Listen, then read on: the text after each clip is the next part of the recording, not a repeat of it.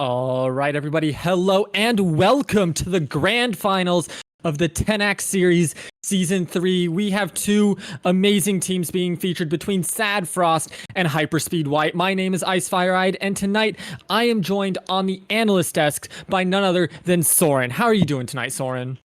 I am really excited. I got to see both of these teams play yesterday, get the cast for one of them. And honestly, both of the teams look incredible. I think we are going to get some insane level of talent here in this lobby for this best of 5 series. I'm really excited for this so far.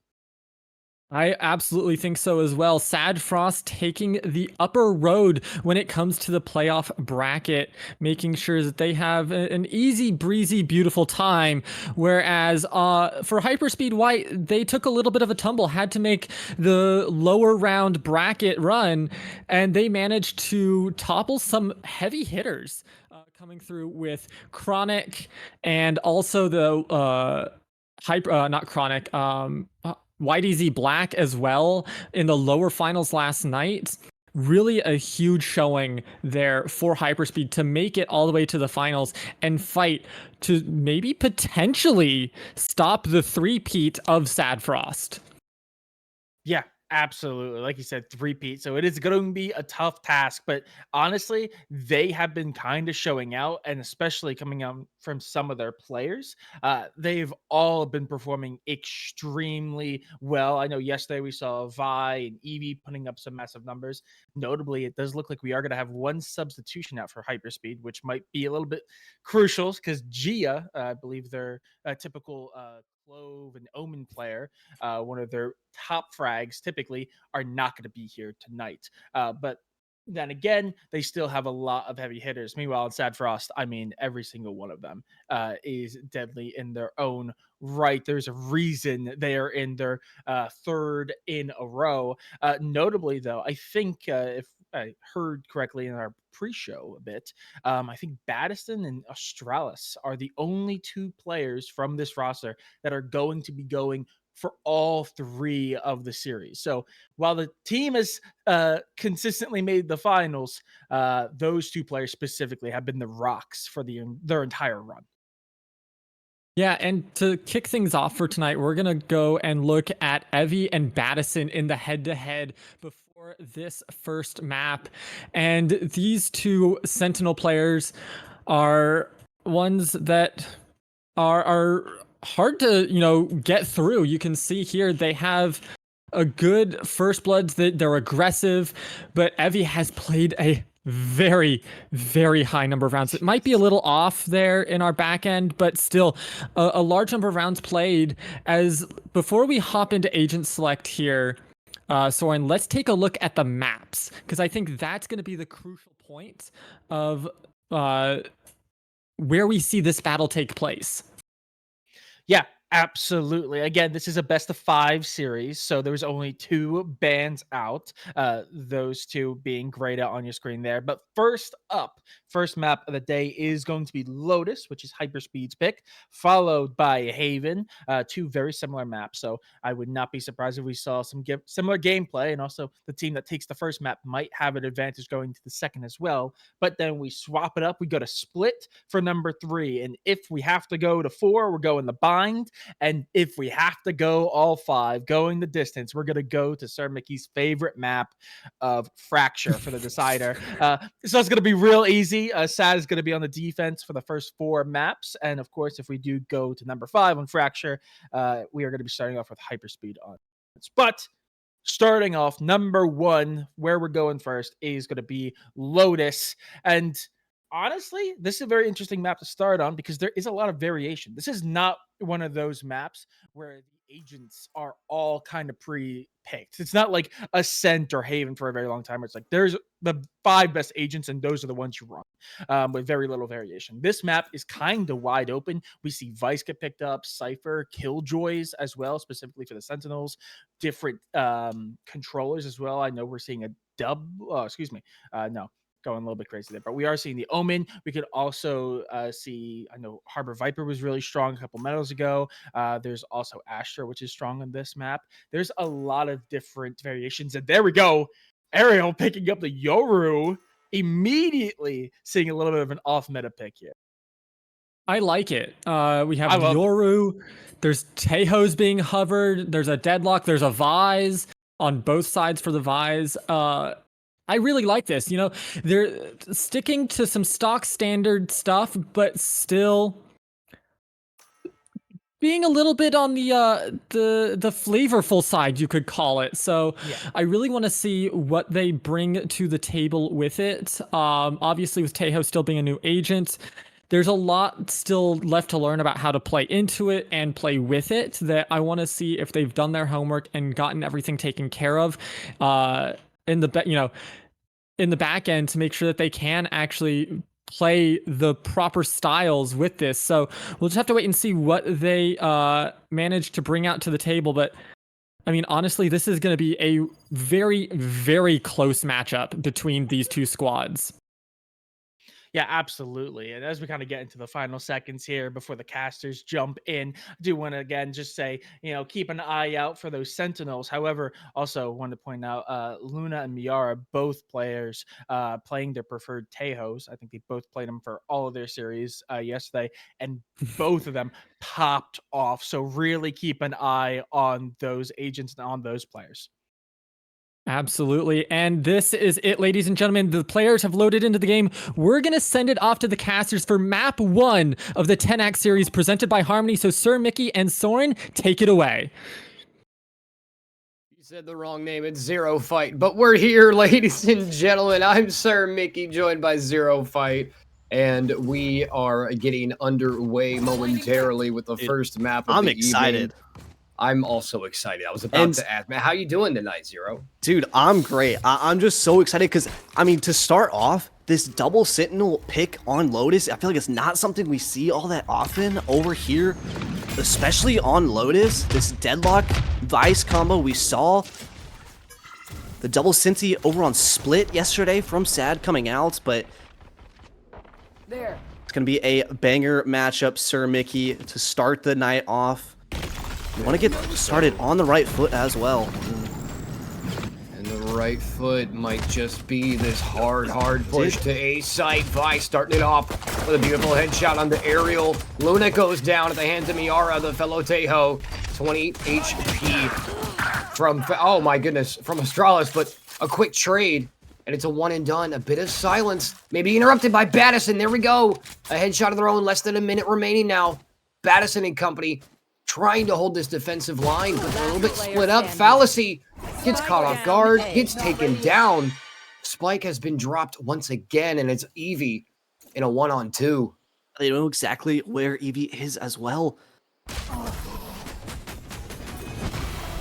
And with that, I mean, just some great shots from Battison, the Sentinel player for SaD Frost. And man, picking up that first pistol round, it has to feel good. And already, I mean, it wouldn't be a best of 5 without a tech pause, would it now? Yeah. So we had some PC issues, sadly, but hopefully it should be fixed fairly quickly. Maybe got Valorant on that M.2, got the Windows to boot up quick, but we'll have to see. But that gives us a little time, Sir Mickey, to kind of talk about this matchup and these compositions. I was talking about that double Cinti style that we don't see super often. I know China was playing the Vice Deadlock over on Binds specifically, and it looked really strong over there. It's just so much util to deal with. You have to default out those walls, but almost more notably, I would say, is the pick of the solo Tejo. So you actually don't really have anything outside of those salvos to follow up and combo with the util. So maybe the grab net will come in. I'm really interested to see how SaD decide to play them in. Yeah, it's going to be interesting to say the least, especially heading into this next round. We got rifles on the board here for SaD Frost, and again, SaD Frost is going to be on the defensive here, HyperSpeed on the attack. This is going to be, I believe this is HyperSpeed's pick here. Let me check my, yes, HyperSpeed, yes, I just had to check my notes. This is HyperSpeed's pick, so it is to be expected that they're going to feel extremely comfortable on a map like Lotus, and we talk about this all the time with Lotus and Haven, the 3-site maps. They're going to be attacking sided no matter what. And so it really just comes down to the cohesion here. These 10 players across the board, they have to be able to communicate with their team. They have to know how to play off of each other as well as their own individual abilities, their own skill set. You have to be able to mirror that with your team. And if you can't have a smooth, cohesive matchup with your team, then you're just going to have a rough time of it. But I think if we've seen anything these last few days in playoffs, it's the fact that both of these teams have proven that not only do they deserve to be right here in the grand finals, but they deserve to be top tier of the GC group right now. I mean, these are some of the best rosters, best players individually, at least, that I personally have seen. I mean, we have Luna in the lobby. We got Evie, Vi, Battison, Miara, Ariel, all players that were really making names for themselves yesterday and throughout the week, throughout this playoffs week. But I do want to note, Fallacy is going to be a sub here for HyperSpeed. So we have a couple substitutes in the game, I believe. But overall, I think Soren covered that. There's only going to be a handful of people who are going to be playing throughout the series tonight. Yeah, and Fallacy actually was a player for this HyperSpeed squad beforehand.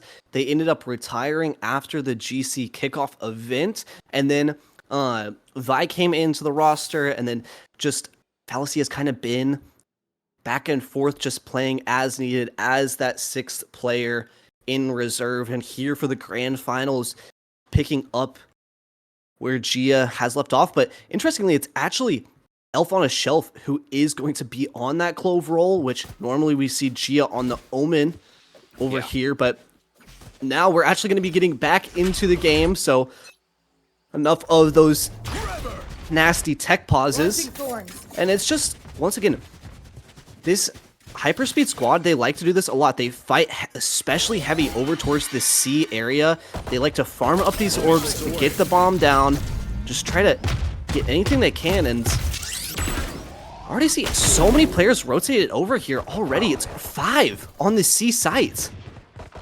Yeah, we saw a lot of attention paid towards the A site last round, and it didn't go horribly. HyperSpeed survived to a certain point, but they just weren't able to break through those defensive lines. But, oh man, oh, look at this. Through the smoke, the flash pops out.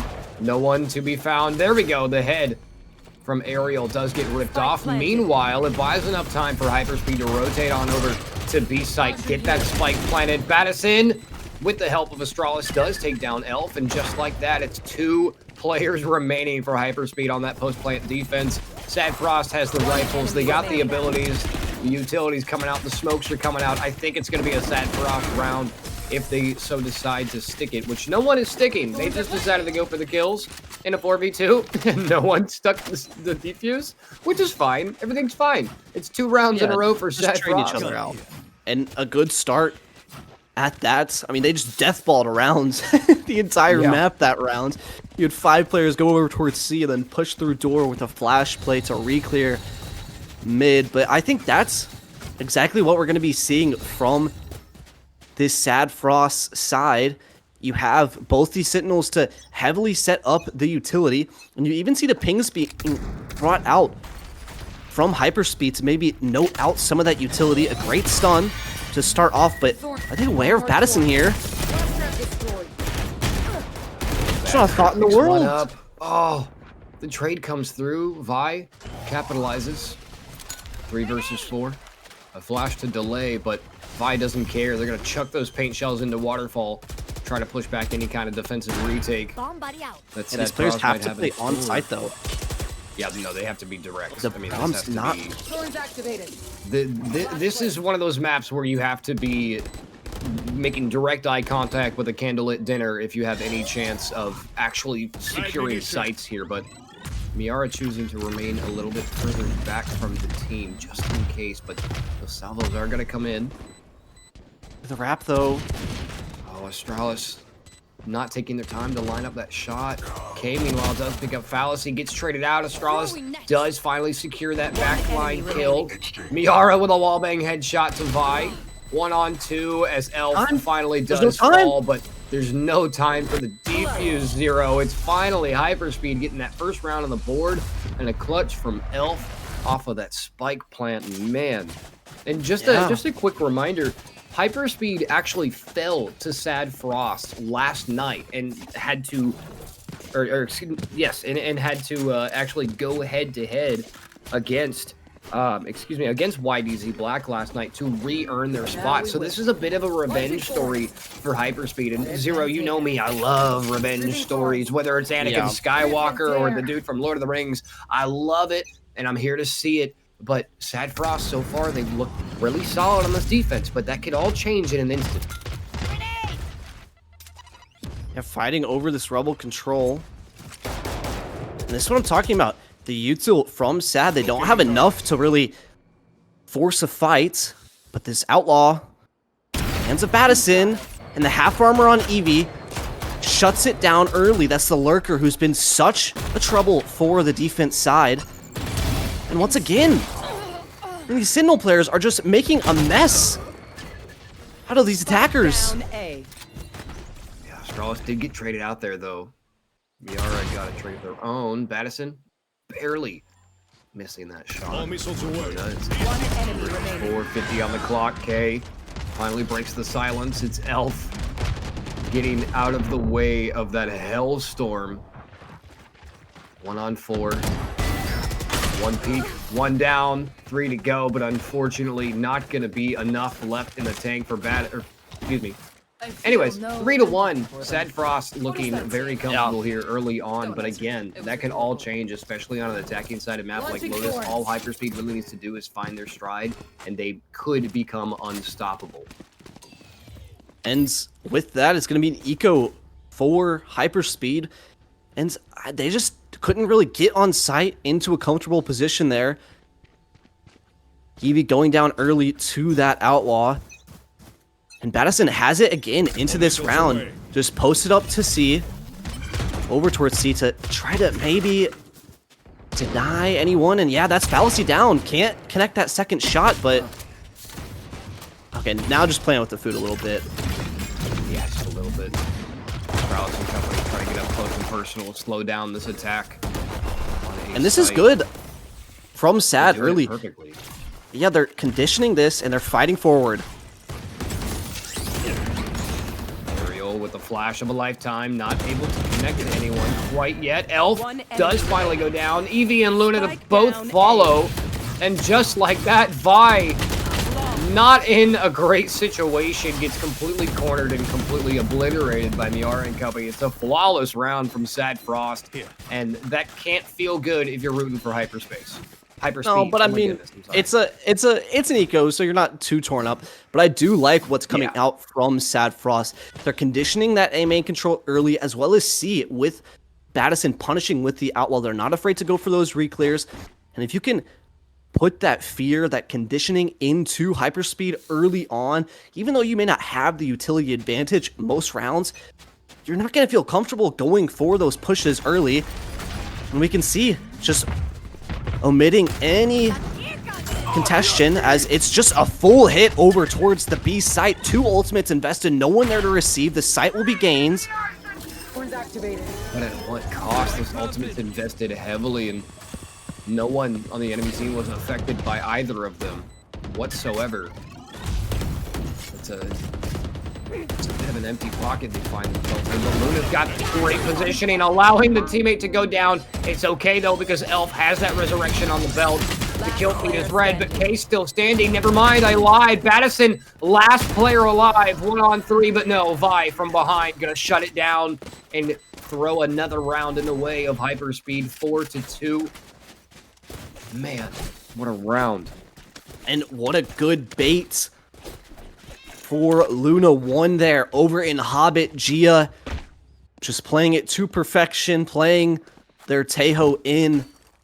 And now they're back on equal footing. Rifles for both sides, but Astralis still has that Annihilation. Miara 3 away from the Armageddon, and most notably Ariel close to the Dimensional Drift. And I think they're going to be wanting to play heavy retake on some of these sides, especially over towards C. We'll have to see just a contact push for Astralis, and it's punished. Devastating, Sir Mickey. Absolutely devastating. This is not the beginning of the round that you want from SaD. They are going to take an opportunity to regroup here, fall back just a little bit, play a little bit more defensive here. That's some great information. Great suppression there. HyperSpeed lurking in dangerous waters. Ariel getting up close and personal, sliding into those DMs, taking down Eevee. The fellow Vies goes down the other side of the map, though, at the hands of Fallacy. Vi and company are going to find C site very comfortably. And now the rotate is going to come in from SaD Frost. Right there. And it's a 2-on-3 on the retake. Yeah, they do have the Armageddon as well. The Salvos will be back soon for Luna 1, but Ariel has the Dimensional Drift. It would be tempting to just try to re-clear this site, but it's going to be Vi, the only player here. I'll handle this.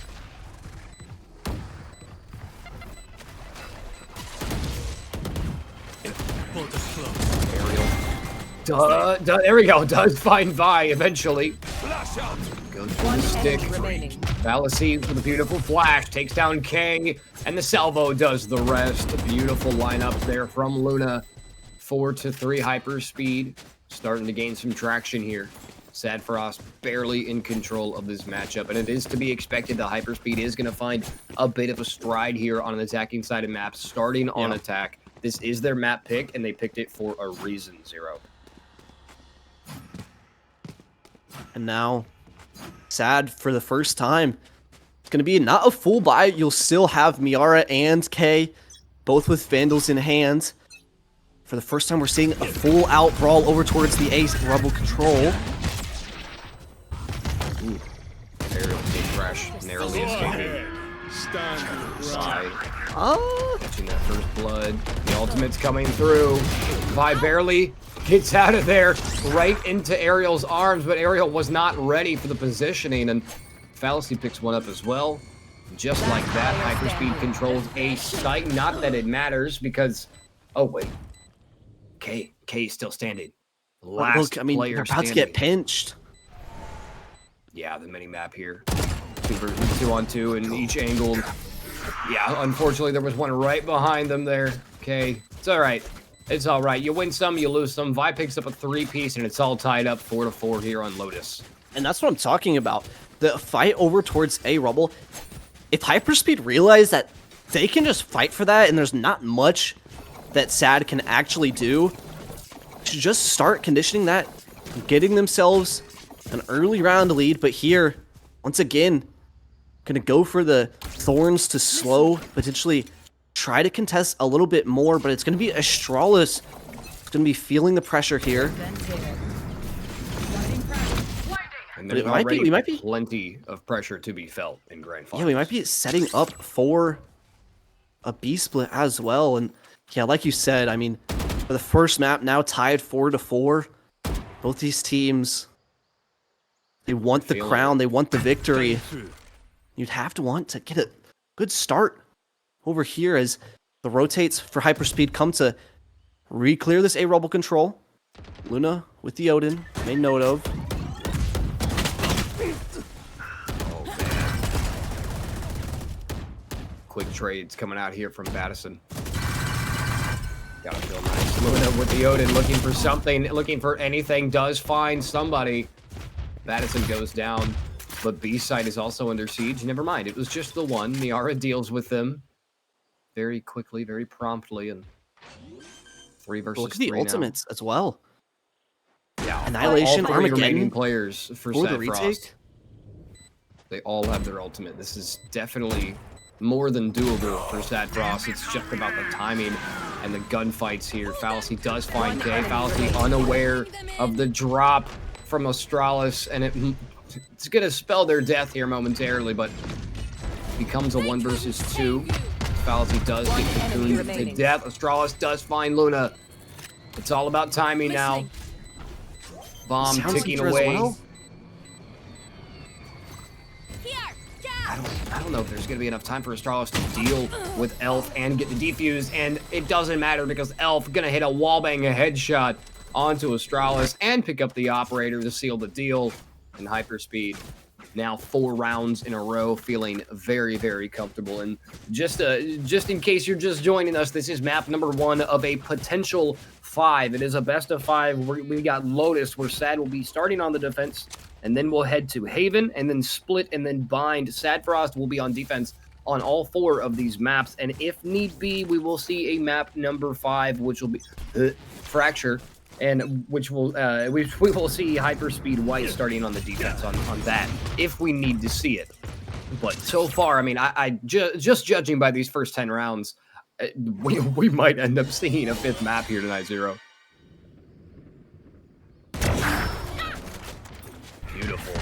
Beautiful entry pick for Elf. And I mean, they have a low buy here. Madison trying to make a play over towards Mound, but it's sniffed out early. The C site is taken over. And the plant is good this time from Fallacy. The last time they planted over towards the C area, it wasn't set up well on a flash play into Waterfall, and the ultimate's invested. And they find the trade, though. Miara takes them on the way down. Aerial with a trade of their own, evening things out. 2 versus 3 on the retake. Aerial barely not getting operated there. Elf backs up. TV still connected on site. Aerial does take down Elf. 2 on 2. The resurrection comes through from Elf. Fallacy takes down Astralis, and just like that, Aerial finds themselves in a 1 versus 3. The lineup is ready for Elf, but Fallacy says, "Taste my thunder, Aerial." There's no time for a defuse. There's no hope. And they're gonna go down swinging 6-4. What a round from Hyperspeed. What a round, but that was an anti-eco. There was only Sheriffs and half armor for SaD, and we invested 3 ultimates. I mean, that's Not the best unacceptable. decision It's like, there. no, it's really not. I mean, they're pushing forward, I get it, to try to take some space over towards Waterfall. You invest the showstopper, sure, you want to secure the round and make sure you can have the next, but it got sloppy after that. And now, the 2-round lead for the attackers, and it's a 9-player brawl towards A main.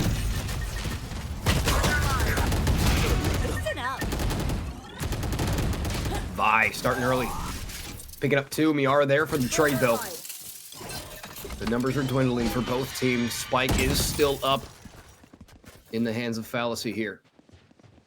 Hyperspeed has been so solid these last 5 rounds in a row. They've got to be feeling some kind of way heading towards this A site. Luna with the Odin in the hand, doing what Odins do best. Can you name a better duo than Luna 1 and the Odin? I mean, it's just, I feel like it's so powerful in their hands. Yeah. And now left into a 2v4. Like you said, I mean, HyperSpeed looking to extend their lead even more. Well, but Luna gets taken down, trying to go for that pop and swing. And gets punished for it. Well, there's a real chance into this one. For SaD Frost. But SaD, I think they're just gonna opt to... One supreme. Oh, they're not gonna say. They're playing slow. It confused me. Hopefully, for their sake, it also confused HyperSpeed. That ultimate coming out. No rifles available for SaD Frost. They're forced to wait this out. Finally does go down now for the slow peak. Astralis swinging in, not able to find anything though, and now SaD Frost is gonna opt to save those rifles. They're not doing too hot on the economy. That's probably for the best. Take one more L so you can come back stronger in the next round. 7-4. SaD Frost has to get this 5th on the board. You know, 8-4 is not the most uncomfortable situation to go into the second half, but it's definitely Honestly, 7-5 is a lot better. Yeah, especially when you're running that double Sentinel. But like you said, I mean, it's definitely very doable.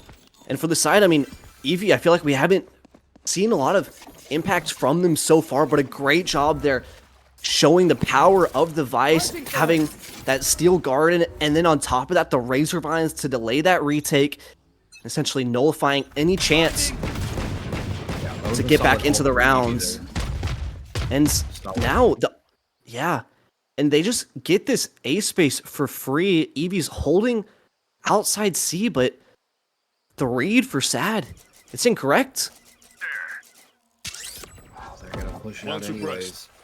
So we could have a big flank on our hands. No, Eevee's actually taking a fight down there. Luna and company doing whatever they can to clear everything and anything in their path, just to make sure they have an easy time to get to site. But Zero, a lot of this A push is taking a lot of time, and it's actually going to allow SaD Frost to rotate. But all of a sudden, HyperSpeed, they're going to say, okay, Eevee hasn't seen anybody down towards C. I like this. Let's take that information. They don't check the corner. Battiston with the trigger discipline. No, they do capture one, but Fallacy with a quick trade, Ariel with a trade of their own. And it's essentially a reset, except for the numbers. 3 versus 4 here. 30 on the clock. Spike has been recovered. 30 seconds left. And this dimensional drift. Yeah, it's just going to give all that info towards SaD to allow them to rotate now. A 3v4, I mean, Luna has the Armageddon still in hands. It's going to make their way to the B site. The SaD players are going to be here quickly. Okay, barely not getting caught in that salvo, but they do get caught by Eevee's bullets. Miara doing whatever they can to make sure that plant doesn't go down, and they do just that, picking up a 2-piece towards the end there. And finally, SaD Frost is going to get one more on the board after 6 rounds of dominance from HyperSpeed, and that is exactly how you want to start that first half for HyperSpeed. That was, I mean, you know, the scoreline 7-5, it's not the most dominant performance from HyperSpeed, but the fact that they had 6 rounds straight is nice to see for HyperSpeed. But yeah, especially when, I mean, the pistol went the way of SaD, but now slipping over to the attack side with that double Sentinel. Might be a bit harder to play for those mid rounds, but once you get on this site, you know, it's going to be damn difficult for HyperSpeed to retake through all of that utility. But look at this. 9 players are going to be brawling over towards B main. Fallacy ready, though, with that fault line, and it does wonders for Eevee by and Elf, who are all holding hands in a firing squad, getting it done. A flawless round from HyperSpeed. That is the opening that HyperSpeed needs for the second half. What a fault line. That's an MVP moment from Fallacy right there. Yeah, stunning. I mean, 4, maybe even that 5th player at the end, setting them all up just to be struck down in a strike for the HyperSpeed squad, and an 8th round at that, looking to get themselves a 9th. Eevee with the Outlaw as well will be pulling out their best Battiston cosplay. But look at this. Salvo's exchanged, but the smoke pushes SaD away. They can't contest that. They don't have much to re-clear outside of that stealth drone. They have the arc rose as well, but that's their only bit of info for the entire attack side. Drone to the face, not afraid. Some missed shots, but the info will be given to the rest of HyperSpeed to have those rotates start coming over. Luna does capture that information. They are aware of the presence. Yeah, and they're just playing this so back and forth, trying to keep HyperSpeed on their toes.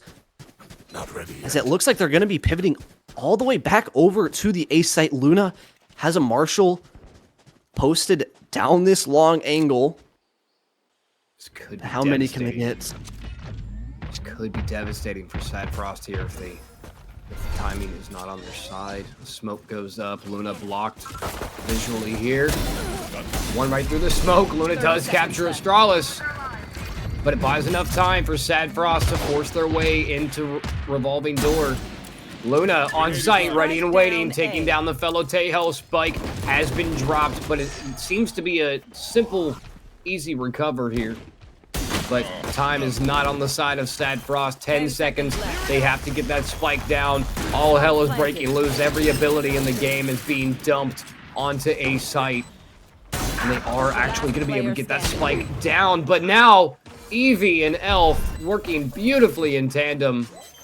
A cohesive unit to re-secure a site, retake it, and solidify yet another round on the board. 9-5. HyperSpeed is looking a little bit more comfortable.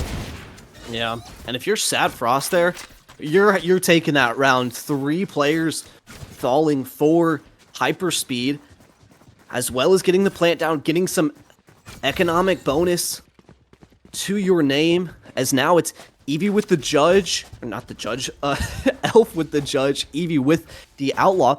But it's just Battison that's on that half armor, so won't be going down to those 140 shots. And SaD played that round great. They were playing slow, pulling the rotates, biding their time. They knew they didn't need to rush into anything. And if that's how we continue to see this attack side being played with this double sentinel, pulling those rotates, and then once you get onto site, just making it so difficult as Ariel just lands the headshots. Now that SaD has those rifles in hand, they are virtually unstoppable. Like a tidal wave swallowing the C site whole. Ariel pushing up close against Luna here. Luna trying to pause that aggression, but they're going to get paused themselves. Ariel does have backup, but so does Luna. This is an intense 2v2 here on the back of the defender's spawn. Miara and Ariel both get their picks, and it leaves Vi in a 1 versus 5. Beautiful, wicked headshot onto Battison. 4 more to go. Are they going to be able to find them? A lot of damage dealt across the board. Vi picks up 2 and 3. Can they find 4 and 5? The grab net comes out. Ariel's 10 HP. Prone. Time though. Satcheling on in, trying to beat the clock, but it's not going to be enough time for the defuse. They're just trying to do as much economical damage as they can. They do pick up 4, but the 5th puts up more of a fight. Astralis secures the round.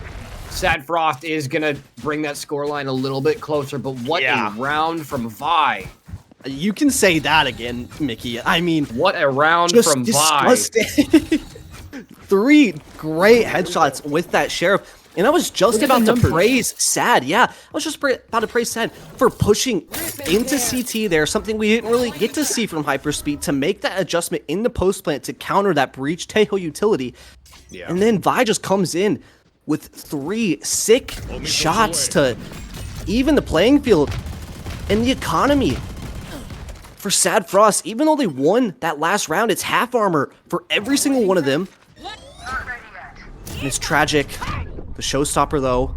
Vi feeling it off of that 4K, but nobody to receive the showstopper. Luna does get that first pick and the information to follow it. Spots at least 2. Luna forced off. Vi now solo down long. Luna does regroup eventually. The heads are spotted. Shoulders are being shot in every direction. Vi and Luna. Fallacy with a flank of a lifetime does pick up 1, but a quick trade from K who is now solo dolo in a 1-on-4. Spike on the back, 17 HP in a dream, picks up one, not able to find the next. Luna with a 3-piece with that damn Odin again, and HyperSpeed finds themselves in the double digits area, 10-6. 2 more for match point for HyperSpeed, 3 more, and we're headed straight to Haven. But And this Odin, I mean, yeah, no, it's crazy. I feel like ever since the meta kind of swapped away from the double controller with the Viper, we haven't really seen a lot of teams pick up the Odin for some reason. But let's not forget how powerful this weapon is on Lotus. It's so similar, so many paper-thin walls, just like Ascent over towards Tree, over towards these main areas.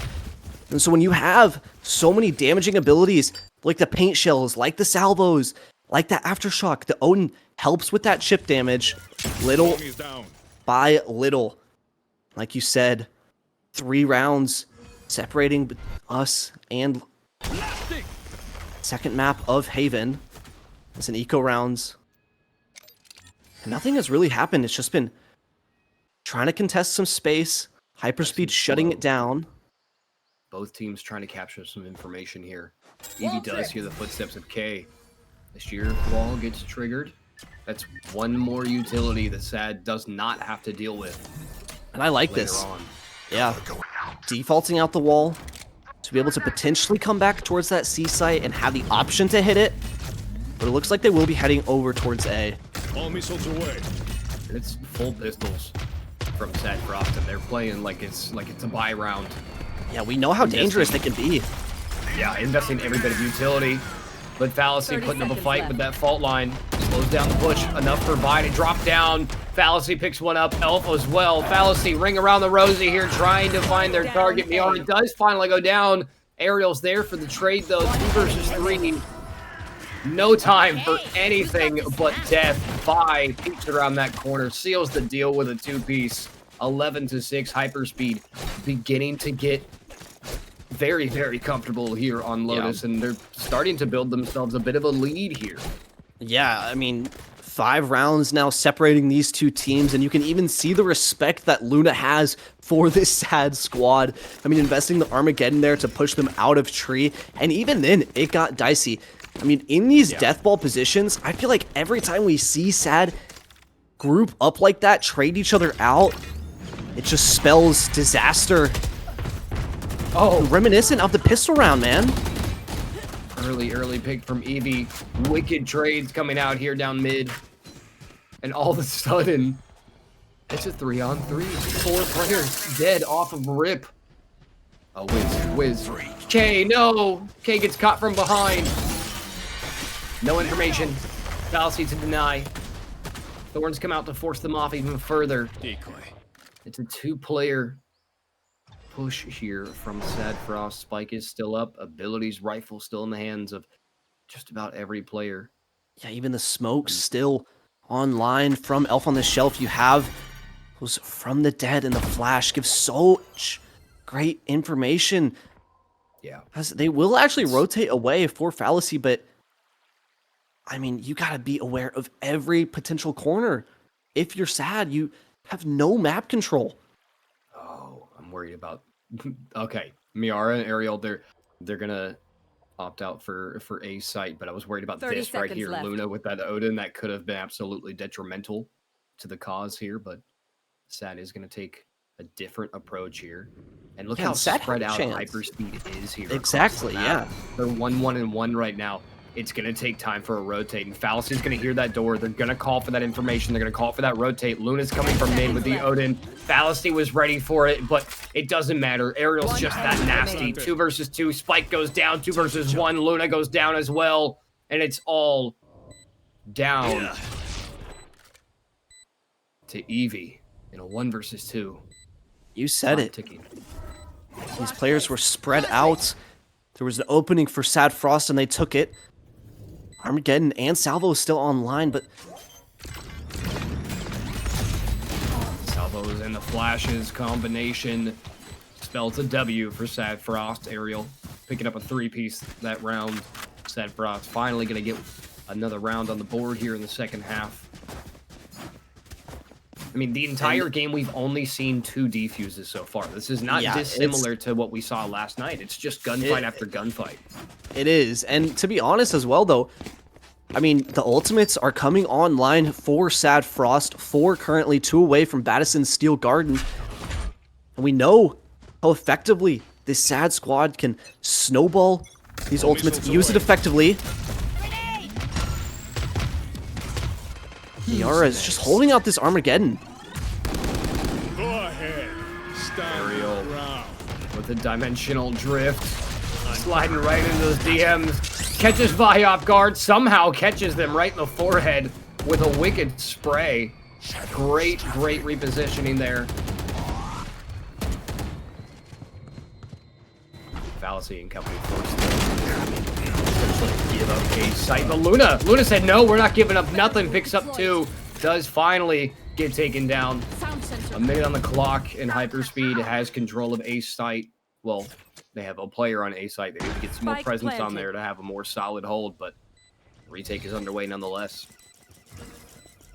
And the drone to clear out, and it might even play in. Here comes the Steel Garden.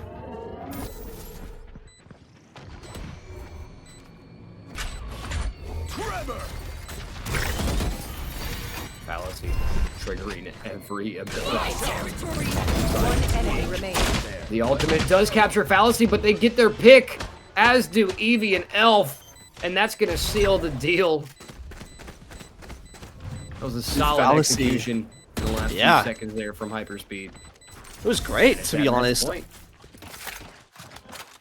And swinging as soon as the Deadlock ult came out to trade. Just Fallacy putting their life on the line for the round.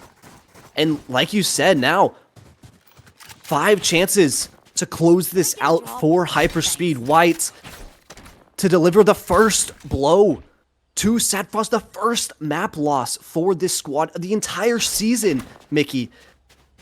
Over here on Lotus, the map pick of HyperSpeed. They're looking to do it here, and they're looking to do it now. Once again, leaning into that B main aggression. It's Ariel. Elf loves to get aggressive towards that B main area, but in the payoff this time.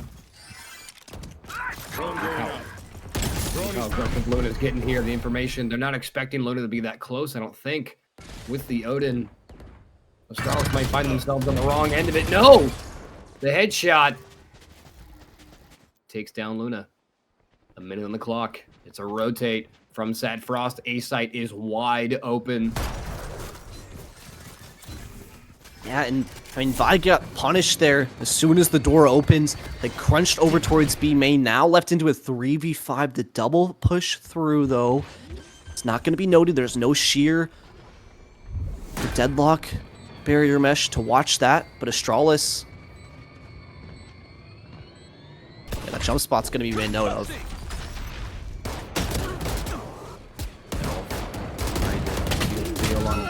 Astralis there, but no, the trades are coming out.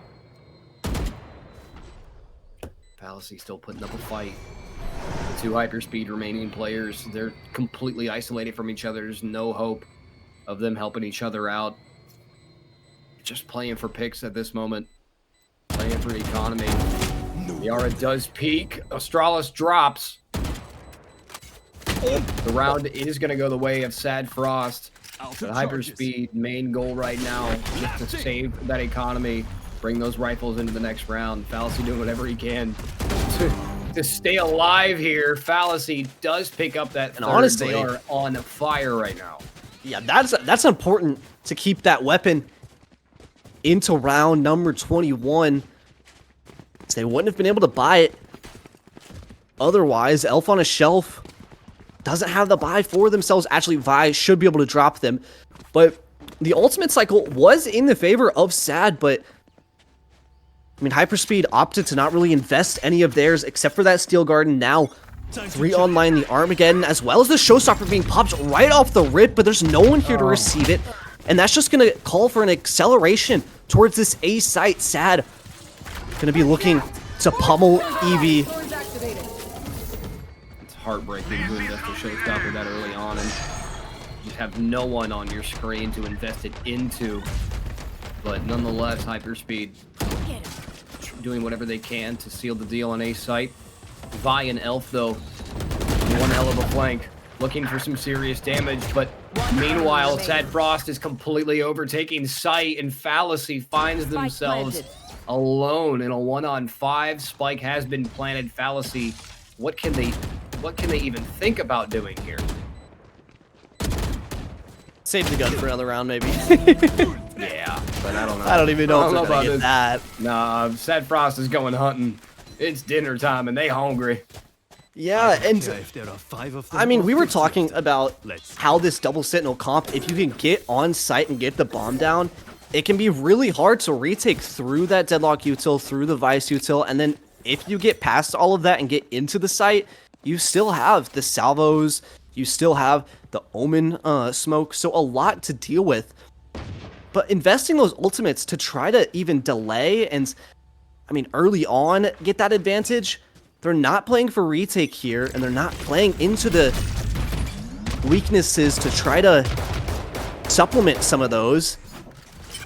And now a 5-round lead, now a little down to a 3 chances, and eco for the defense though. As SaD Frost look to close this gap ever so more, and another great opener. My blind is dead. Thorns are alive. Left alone on site, trying to buy time for the rotate. Astralis, though, might want to rethink that aggression with Spike on the back. Eevee, a wicked headshot to Aerial to shut down that aggression towards the defender's spawn. And just like that, SaD Frost have sight. Spike's planted, but the bullets are flying every direction. Eevee finds one Vi to follow it up. And suddenly, in the blink of an eye, SaD Frost at a 2-player deficit on the defense. K does find theirs. Can they find 2 more as Vi drops as well? Last player standing. Eevee keeping HyperSpeed alive. Does finally get traded out. 1 versus 1. It's all down to Luna. Will we see map number 2 here momentarily, or will Astralis keep SaD Frost alive a little bit longer? And they will. A clutch round from Astralis, sealing the deal, bringing their own team into double digits, 12-10. My goodness, how quickly that gap was closed. 3 rounds in a row. It's got to feel nice for SaD Frost, but they still have a little more work to do. Yeah, great round from Astralis, just being patient in the post plant there. And once again, I mean, these Sheriffs and Guardians from HyperSpeed are able to do so much work in situations where you just wouldn't think they're advantageous, because they just seem so ready for any pushes into CT from the C site. As now, back with rifles in hands for both squads. It's a B setup, but a little bit of a different scenes. It's a trap play as Luna is holding with the Odin. Gets taken down, but quickly traded back by Vi. They got punished before by this door being opened. You see the pings coming out as well. It doesn't look like that'll be happening this round as the drone from Miara just to clear out this rubble control. And to be honest, Mickey, I feel like we haven't really seen HyperSpeed contest over towards rubble all that often, when they should be able to get it pretty freely and condition that space. They like to fight over towards C, they like to fight over towards B, but this A site has been given up for free, and now it's going to be Too many times. a retake 4v4, Barrier deployed. and you would have to see miraculous works fake teleport. from HyperSpeed to get back into this one. SaD Frost just feels so comfortable on this A site, and you really can't blame them, especially Don't get their composition here. Feeling nice and safe. Aerial does pick up Elf, but just pop right back in the game. K picks up 2 and 3. Astralis gets in the mix as well. SaD Frost, that window of opportunity, they are shoving everything in the gap to make sure that thing stays propped open. And I mean, SaD Frost, they're doing everything they can Look to at the force buy. us into that overtime on the first map of the Yeah. night. And yeah, no, the economy is not looking amazing for HyperSpeed. We're still seeing And Guardian, finally- Bulldog, but We're seeing that Yeah, I mean, we're seeing that A main fight, but it might be just a little too late. You want to start conditioning that early on to have that control on the extremities. And now, the Dimensional Drift is brought out as well to feed out this info. The Armageddon in Miara's hands. They've done this play multiple times. They were kind of ready for it this time, but Aerial does get the pick nonetheless. They do get dropped as well, but 2 more players for HyperSpeed that SaD Frost doesn't have to deal with. That's your teammate. Why are you shooting your teammate? Luna, get out of there. Luna's got to skedaddle to stay alive. Devi's ultimate coming in as well. Try to slow down that push. Try to widen the roster here for SaD Frost, but Astralis does get that pick. K to follow. Evie getting involved now. Picks up 1. 3 more to go to seal the deal, but 0. It's looking like OT here. It is, and I mean, I wouldn't have it any other way, Sir Mickey. I mean, there's just too much to do for Evie here. They had 5 chances in a row to close it out. But now, looks like we're going to be headed to overtime. Regulation is no more as Battison and SaD Frost secure themselves a second lease in life. They brought weapons made of metal. They're going to be swapping sides now. Back on the attack for HyperSpeed. And to be honest, they were finding a lot of success on this attack side. I mean, the Breach Teho were getting them into the sites. Surprisingly enough, they were fighting a Rubble more often than not on this side, but might just opt to play a little slower here. And as I say that, it's actually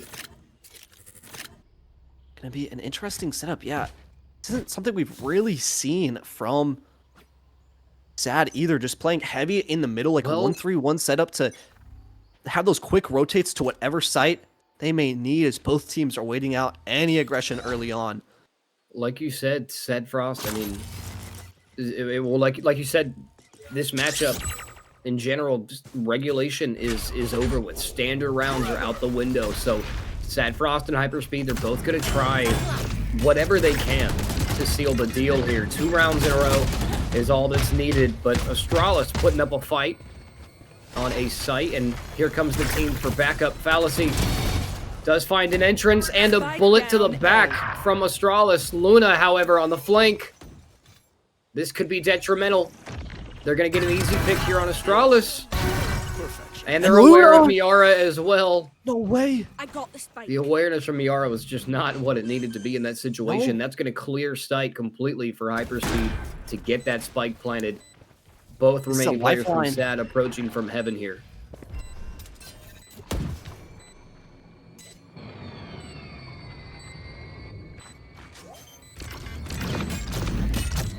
Enemy remaining. Very much aware of the presence on site. Battison gets shut down so quickly. This is it. Ariel's got to find this. No, Luna finds them instead with a 3-piece. And Odin shoved in the chest cavity. 1 more round is all HyperSpeed needs to seal the deal on map number 1. And we'll be seeing Haven in just a few moments. But I did say that a couple rounds ago. Now we're in overtime, so you never know. Yeah, you never know how these rounds, these maps are gonna head. As I mean, this has been one of the most, I feel like, closely decided bouts in all of Tenax history. Once again, is going to be finally this aggression coming out from HyperSpeed over towards A. The smoke as well to deny info. And now Luna is pushed up with the Odin so close. Surely you're not going to push through this smoke. It's the jump spot, makes it out with their life. And now is going to need to play with caution. But yeah, they're aware of the jump spot. They're going to have to fall back and concede the space taken.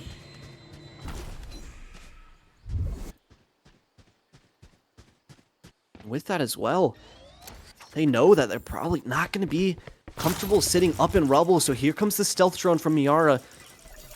Trading them out. We'll give some info. Deadlock is spotted. Just a little bit of info. Might be enough for HyperSpeed to react off, but No serious movement for a rotate quite yet. Fallacy, they are unaware of K's position. There we go. Fallacy gets dropped. I think at this point, K's just trying to make noise on his site. Trying to open up that mid area for a little bit of a rotate alleyway, but all it really did was buy enough time for the team to rotate on site. SaD Frost is going to get that spike planted. Sound There's sensor. a 4 versus 3. SaD Frost is at a player Blinding. disadvantage here on the post-plant defense. Yeah, opting to fight on site with those sound sensors to stun and set themselves up. This could be for all the marbles, Sir Mickey. Luna entering onto site. Odin in hand, the flashes to keep them at bay. It's chaos unfolding. Ariel and Eevee both get picks. 2 versus 3. Spike is ticking away. 2 versus 2. Player standing. Elf looking for Miara, but Miara finds Elf. Eevee last standing. 1 versus 2. There's not enough time to deal with both players and get the defuse. SaD Frost stays in it. And we are at a reset. We're entering double overtime. Who would have guessed it in the first map of the evening? First map, Zero. This is the first map. We still have at least 2 more after this. Yeah, And I mean, so far it's just been insanity. I mean, HyperSpeed captured 6 rounds in a row in the first half. SaD Frost replied with 5 of their own in a row, and now we're in double overtime. I don't know what the hell is happening, but I'm totally here for it, and I know chat is loving it. HyperSpeed back on the attack.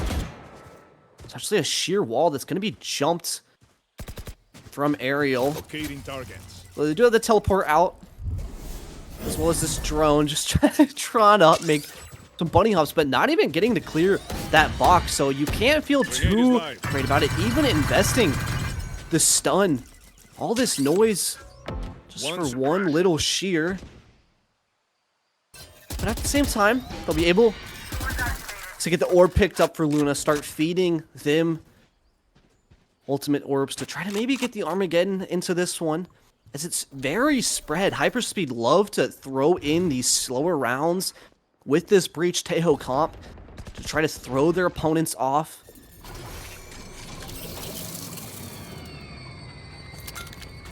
Grenade. And here comes the entry from HyperSpeed on the B site. Spike Fallacy down, falls, B. as does Luna very quickly. Spike has 30 been dropped seconds and left. isolated. SaD Frost has complete control of the situation, and they're making HyperSpeed pay for their mistake. How is HyperSpeed gonna get out of this kerfuffle they have found themselves in? Maybe Elf will have something to do with it. Picks up 2, not gonna find the 3rd. K picks one up. Vi's there for the trade. Astralis to seal the deal, and that's all she wrote. 14-13. One more round for SaD Frost, and we'll be headed to Haven. And that was, was getting close there. Elf was giving me flashbacks of E2 from the other day in T1's match against EDG, but Astralis and friends able to stabilize for the first time. They put themselves on to map points, 14-13. And HyperSpeed, with their backs against the wall here, Elf is again looking to make a early play over towards middle. But Elf not loves gonna, that mid alley. yeah, not gonna go any further. Because once again, it's a push-up to control, contest routes. And the stun play to re-clear off that orb tap. And if you're SaD, you have no map control here in Eevee. HyperSpeed looking to create some map control of their own. They do find one, but a quick trade from Miara. Approaching the minute mark. SaD Frost. They gotta find an opening. That could be it. Madison takes down Elf. And Sight is swarming with SaD Frost players. Fallacy goes down. There's no one left on A, or excuse me, on C for HyperSpeed to put up a fight, and it's looking good so far for SaD Frost. They just have to keep this post-plant defense under lock. And with a Armageddon as two-player well. advantage. for Miara. All missiles How away. do Luna and Vi even get back into this?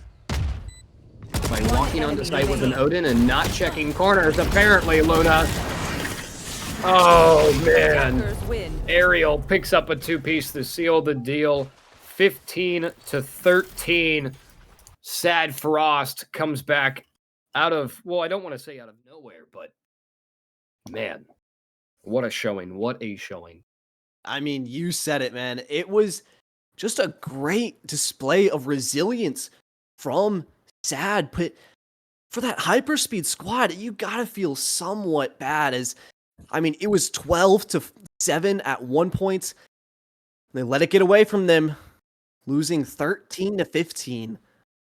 Yep.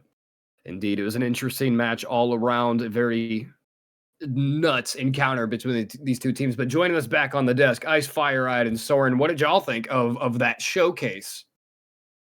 It was a crazy time. I mean, really an up and down. It was starting to like break apart where we were talking a lot about how like this is not how we expected this to go. We expected to be really close, and then it kind of just blew wide open with SaD Frost coming back and taking the W.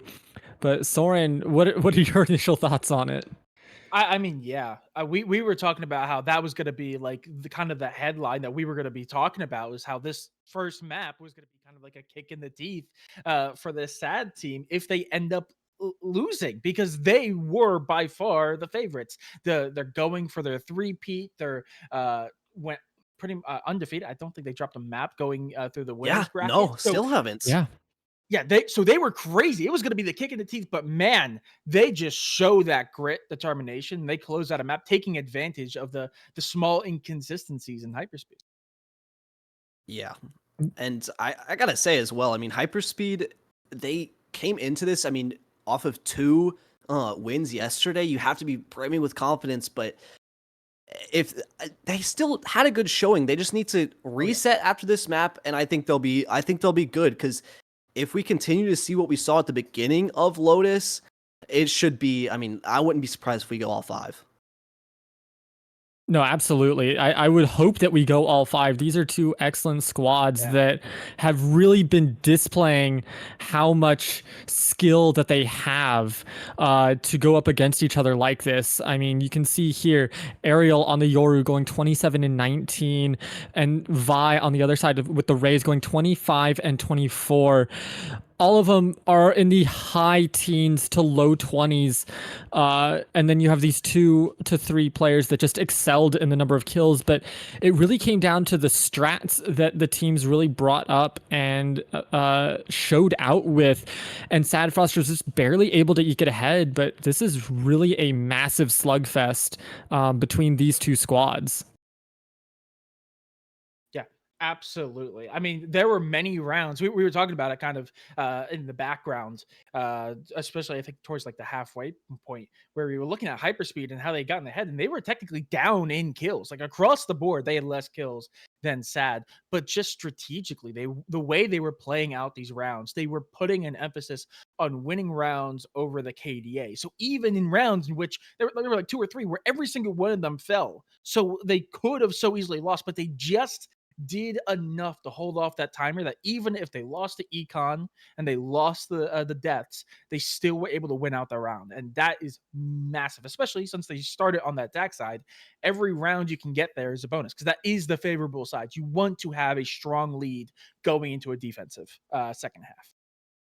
Absolutely. Well, we're going to say so long to Sir Mickey and Zero Fight for just a little bit as we're going to head on to a little bit of a specialty here. Soren, if you want to take it away with Valoplant and break down the round that really was pivotal in almost giving Hyperspeed White that victory in this series.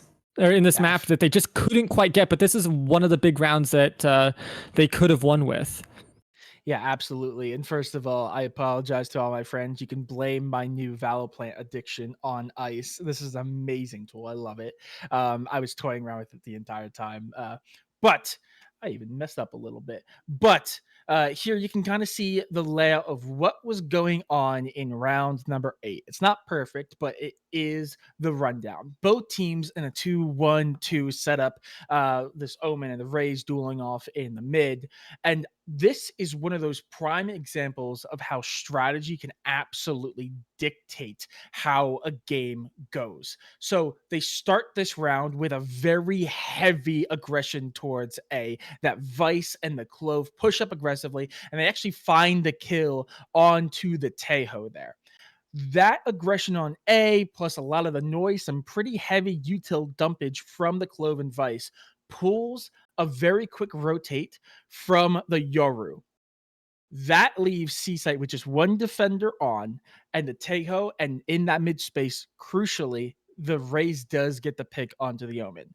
Now, that rotate is good in a sense. It was really nice, and it was able to shut down the Clove and the Vice. Both end up falling there. However, because the Omen fell and that rotate was so massive from that Yoru, and it was actually rather quickly that rotate came out through, which is a good response time.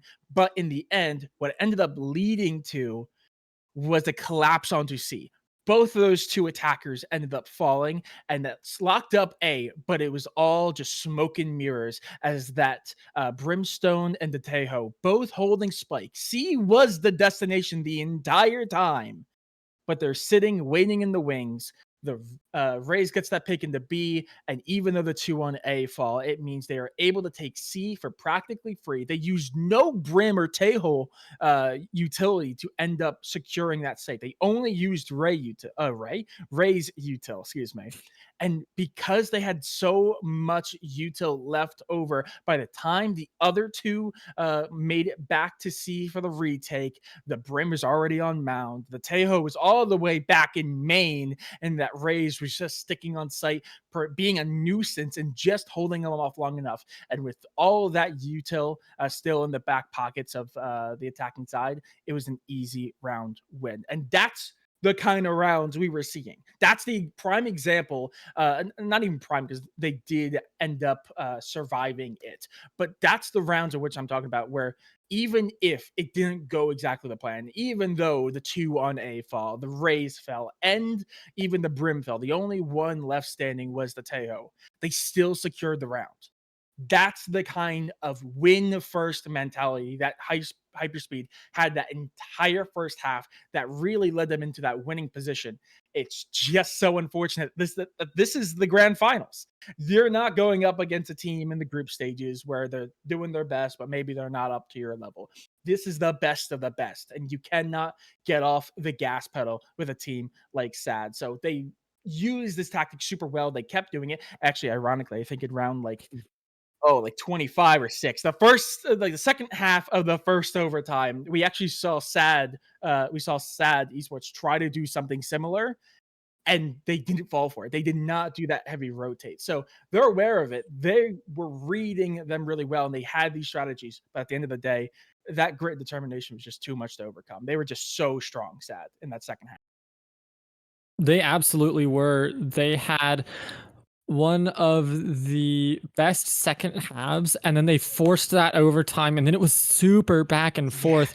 It was a rough time for them, as at least for HyperSpeed on that defense. Now, obviously, Lotus is very much attack favored. It's a 3 site, that's kind of a given, but they did so well at the early stages. They just couldn't quite close it out, and it's so unfortunate that it happened. But now, as we take a look at the map select here in the last few, for our second map of the series, we're moving over to the other 3 site map.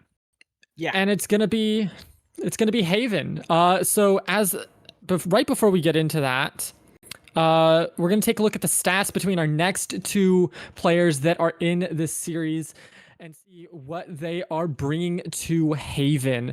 And it's gonna be Elf on a Shelf and Ariel, 2 duelists and initiators that they really try to set things up for success on their end. And doesn't look like it quite updated properly, but that's okay. These are 2 players that, I mean, we saw what they're able to do in the first map. Now we're going to look at them to step up in the second map as well and put out the same numbers that they did in that first map here, Soren. Yeah, absolutely. Haven is very similar in terms of play style. However, it's a lot tighter of a map. There's nowhere near as many long angles and wide open spaces. So you are going to want to rely on those duelists to constantly be taking duels, constantly be pushing ahead, taking as much space as possible, where you didn't have to do that quite as much as Lotus. So we are definitely going to be looking over towards them, especially as Ariel did have, I think, the top frag in the lobby. They were putting up some massive numbers. But here, as we see, we are going to see the double ciphers. That's not really all that surprising. Cypher is still king in the current meta.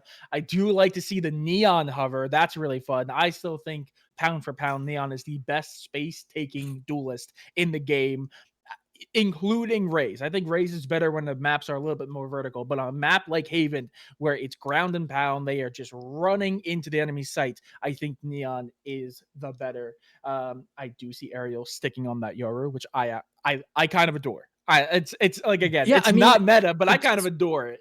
it's their pick. They do really well on it, so I'm excited to see more of that.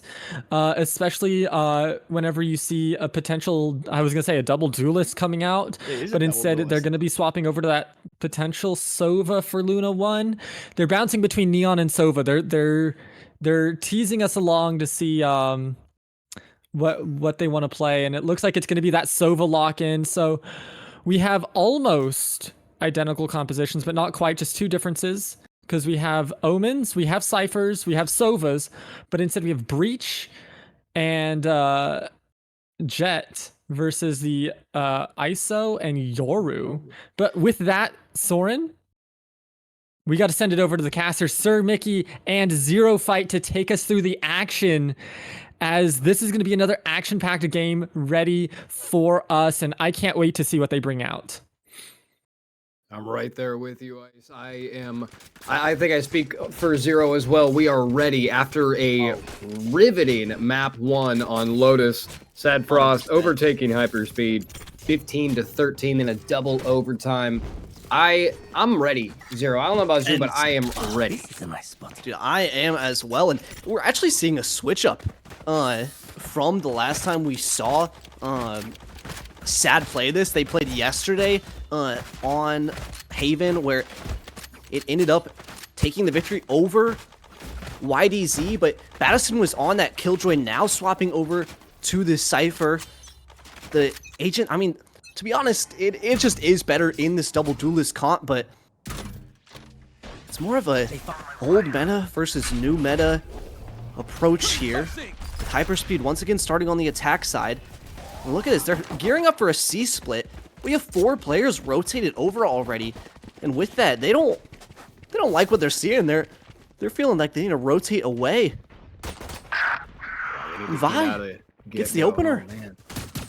That's a big opener. That controller off the board for SaD Frost, but the trades are coming out.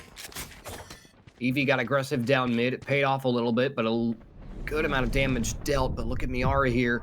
One-on-one versus Fallacy. Both get hit with a paranoia. Miara looking for some right clicks here. Elf's gonna slide on in to interrupt this little dance they're doing. And all of a sudden it's Battison. 1-on-3. Spike is going to eventually find a home at a site. A lot of damage dealt across the board for HyperSpeed here. Very little HP across all 3 players. Yeah, It's they know doable. exactly where Battison's at, though. It's planted for heaven. Not letting up a single one, even throwing the one-way on top of this. This is so difficult. It's doable for Battison here, but it's got to be pristine.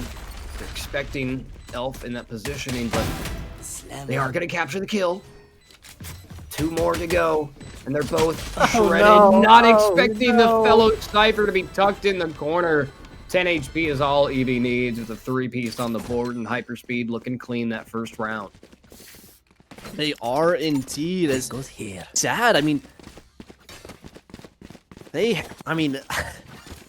HyperSpeed threw out the bait over towards the C site, and SaD just took it. I mean, they had 4 players rotating over almost instantaneously, and then the pivot was made back over towards B and then towards A. SaD was left scrambling, as now the Pistols were leading with HyperSpeed 2-1. And once again, HyperSpeed was playing this, not HyperSpeed, excuse me, SaD was playing this A main control pretty differently to how you see a lot of teams play. They throw out the recon and then send the vulnerable as well as the shock dart combo to deny and control that A lobby space early. Not doing it here on the anti-eco, just trying to catch one out maybe over towards C. But now it's a re-clear push over towards mid as 3 players are stacking towards A.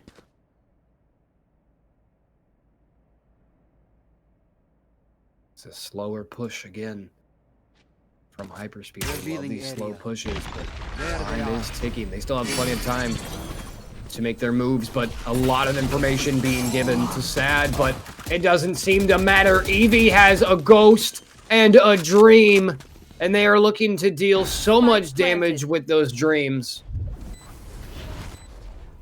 If they can get this out flawless, it would be so great for the economy. I mean, Luna had a Marshall as well, Battison and K. I mean, you have a Sheriff and a Classic. You're just looking to go down to Spike here, to be honest.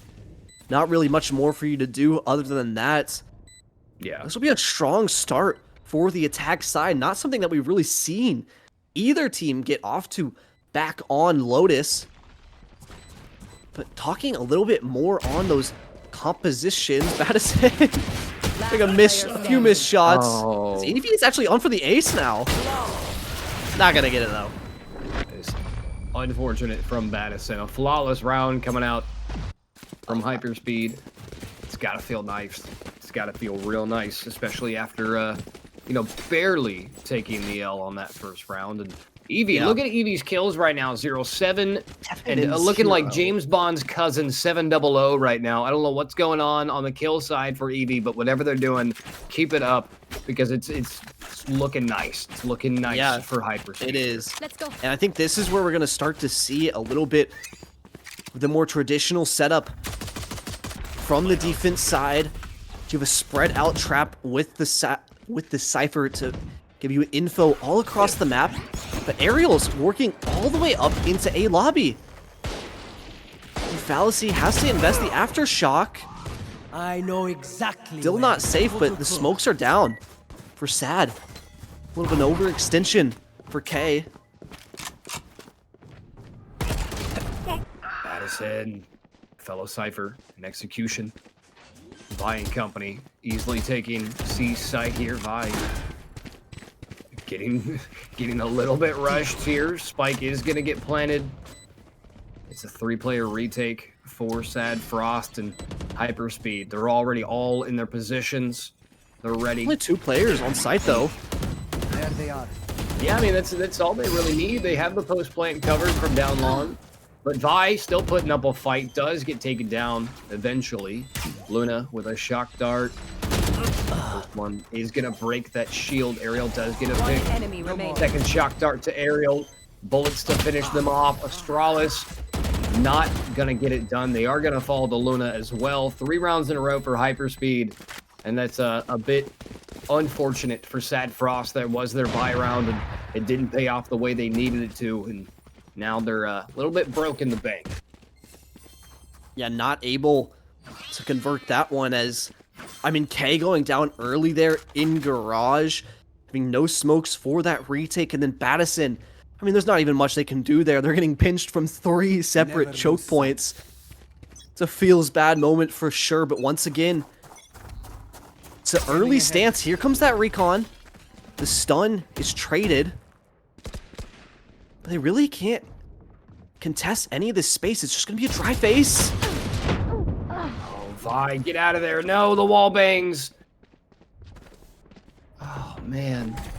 And even throwing the wall in as well to retrieve that rifle now. It's a bit of danger into this round. HyperSpeed feeling pressured to pick up the pace here. Zero, I need help. There, when bullets hit somebody and they slow them down, what is that called? I can't think of the word, but that was why the you putting me on reason the that spot? Why first you putting me on the engagement spot? went. Move. I can't think of it, but that's the reason SaD Frost won that first engagement. Was that slow down thing that the bullets do, but Elf and Luna putting up some work and numbers. Luna finding a second. The Hunter's Fury to come out with very little information, but they do get that first hit. Last player standing. I actually don't think that connected. One enemy The Hunter's remaining. Fury did not connect, but Astralis Spike still up and down. kicking. C. Luna's got 3 that go down. Elf there, though, to seal the deal and shut it down. HyperSpeed now 4 rounds in a row. Not feeling... That was They dicey, are though, feeling man. good. Yeah. Also, bullet tag is the term you're looking for, No, but that's not it.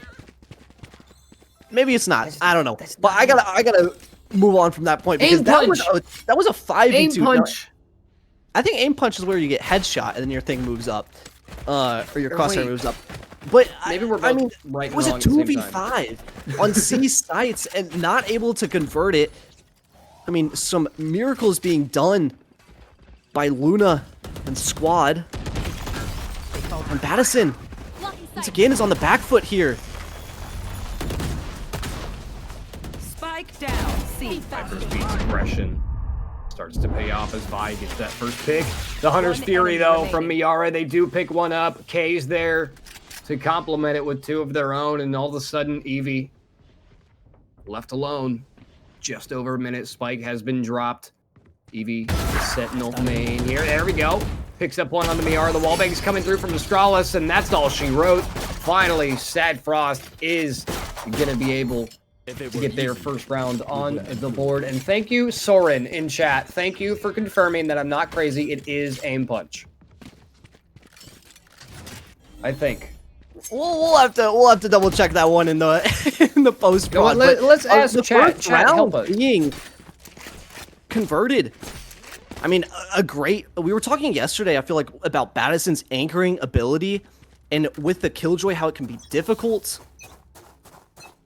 on that Killjoy, but now on the Cypher, Standing ahead. being so much more comfortable as it slows down the round pacing.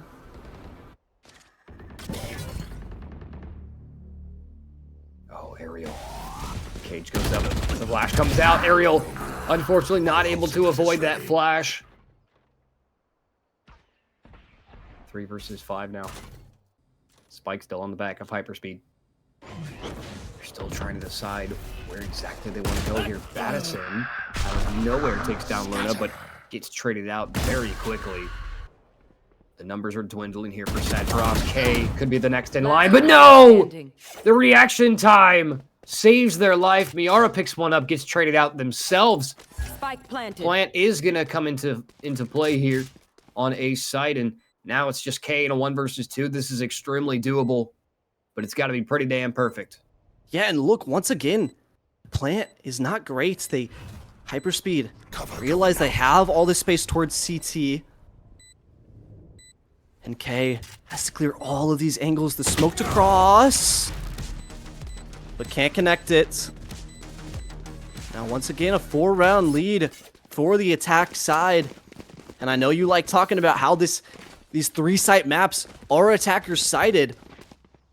But, I mean, it's not that attack-sided, especially, I mean, Mickey, I'm looking at these ultimates for Astralis yesterday.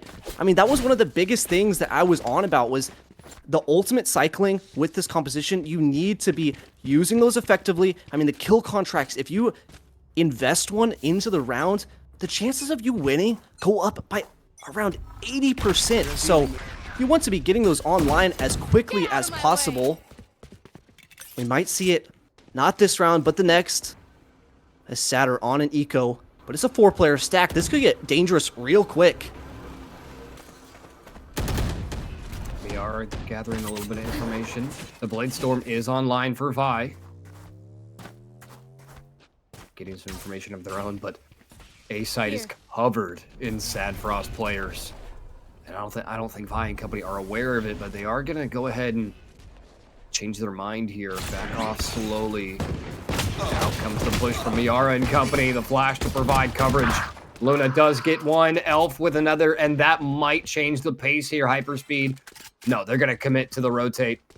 head back towards C site, where they are going to run into a lone Cypher. Yeah, they who's already don't want used to all their overcommit. utility across the rest of the map. I must wait Yeah, a but moment. I mean, it's Madison with the sheriff, so I know it's only one player, but not But we've quite seen out of it. Madison Still do with that some GC pretty dig. 30 seconds Yeah. left. Oh, it there we is. go. Down. C. Madison does pick up that first one with the sheriff headshot. But they do Spike get traded planted. out. Now it's 2 versus 4 here.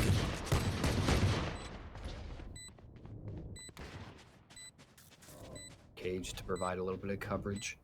And you can even just wait. I mean, you have to push up here. Evie has the contact for the cross. As- Ariel and K don't have anything to save, so there's no use in turning around at this Okay. point. One enemy Might as well remaining. commit to the flash, but Elf was ready for that peek. And K, the Lone Ranger. I mean, once just a again. classic. Oh, a judge. A judge, but it's not going to do what it needs to do. 14 HP is all Eevee needed to finish it off. 6-1, HyperSpeed. Really And getting this is the rounds. a grip here. They're really gaining the control they need on this attack side. I mean, it's to They be are getting expected, but themselves to a pretty stark lead, I would have to say. Yeah. And for the side of SaD, they need to find a response, and it needs to be during this round. They're investing an operator into the hands of Ariel, finally pulling out the sniper rifle. So it's going to be posted up over towards this A site, try to farm up maybe Miara's orb. Like I was saying, it's so important to get those up. But it's 4 players towards the A site. It's Madison looking to receive all Camera taken. of the default, and God, the Owen once again. I mean, if Luna can buy one, if it ain't they're broke, probably, don't fix it. yeah, they probably have one in their hands. But they probably should. What is that? Right. A random, Sure. random Rolling Thunder. I mean, you know, why not? That would be just to make sure they have sight. Vi with a beautiful execution on Madison. Yeah, still the dimensional drift and the kill contract. There goes the shield. No double tap anymore for Astralis. One enemy remaining. Oh man, the kill feed is blue. Luna, last player standing. Shock darts are the only hope. If they capture one, they're able to get that Hunter's Fury online. But there's not enough time. The defuse is underway. Oh my goodness, that shield saved the life of the diffuser and the round for SaD Frost. All ultimates online for round number 7. Round number 9, excuse me. Numbers are hard. Maybe I'll just eat my words. No one needs to use any ults. We'll just keep them for 12 rounds. And we'll just win them out anyways. Because, Yep. I mean, just great shots coming out from Ariel, Astralis, everyone retaking there. And now they have 5 ultimates to try to get themselves a few rounds in a row here on the defense to string together something. But the op was dropped all during that retake, all during that commotion. And once again, it's Ariel pushing up over towards this long area. We haven't really seen an effective re-clear from the attack side. Luna will drone this out, but Hunter's Fury. Not gonna find anything. A blind Hunter's Fury. It's always a risk. They did have that early recon dart, but very minimal information collected off of it. That Hunter's Fury was, in fact, essentially a blind shot. No damage being dealt Cage triggered. to the side of HyperSpeed, but here Madison sits. The Cypher, the Sentinel, locked in, ready to do what needs to be done. Buys enough time for the team to rotate. And SaD Frost is doing an incredible job of making sure that plant does not go down, but all hell breaks loose, and all of a sudden it's Astralis. 1 on 3, 30 on the clock. Check your left corner. Does pick up Elf. They're not aware of the positioning from Eevee. To interrogate. And it does come through in the favor of HyperSpeed, 7-2. Not the cleanest post-plant defense, but it gets the job done. yeah, able to get it done in the end. And even though SaD were able to maintain control of backside C, it didn't really matter. As soon as the cyber cages went down, there weren't smokes to supplement that. No flashes to go through and fight forward. And HyperSpeed extend their lead. Sheriffs in the hands of these SaD players. 2 ultimates invested into that one as well. And passing with the push down middle, up into window. Oh, does find fallacy. The Odin to respond Vi out of nowhere, though. I know exactly They- where you are. Oh, I was gonna say saves the round, but this did pick up Madison in the process as well. Nero theft to provide information for HyperSpeed. Was that both Nero thefts at the same time? I think it might have been. The info is going to be fed. The plant's going to go down here for Elf on a Shelf. But look at this position from Vi. They'll either be noted by this trap wire. Okay, it is broken now. But there's no smokes for the retakers. And look at this. Look at this. Oh, Vi, a beautiful flank. Just sat down in the middle of the map on B site and just listened for that audio. And just pushed right into Garage, sealing the deal with a 4K. Great round there from Vi. 8 rounds on the board for HyperSpeed. SaD Frost, they need to find something here. They need to capture these next 2 rounds, or I have the next half is going to be a little bit difficult. I have a suggestion that actually makes your ability to win the round actually go up significantly, and it's called an ultimate ability in the hands of Astralis. No, for real. Still not using it this round, which obviously last round, it was an eco, so probably not the best idea to invest it there, but I mean, they need, even though it is an attack side map, they want to get 4 rounds, if possible, 3. Out of my way. Doable, but you're not feeling very comfy. And now, there's 3 players in limbo over towards CT. Not sure where this is going to go. All mine, Luna. It's the information.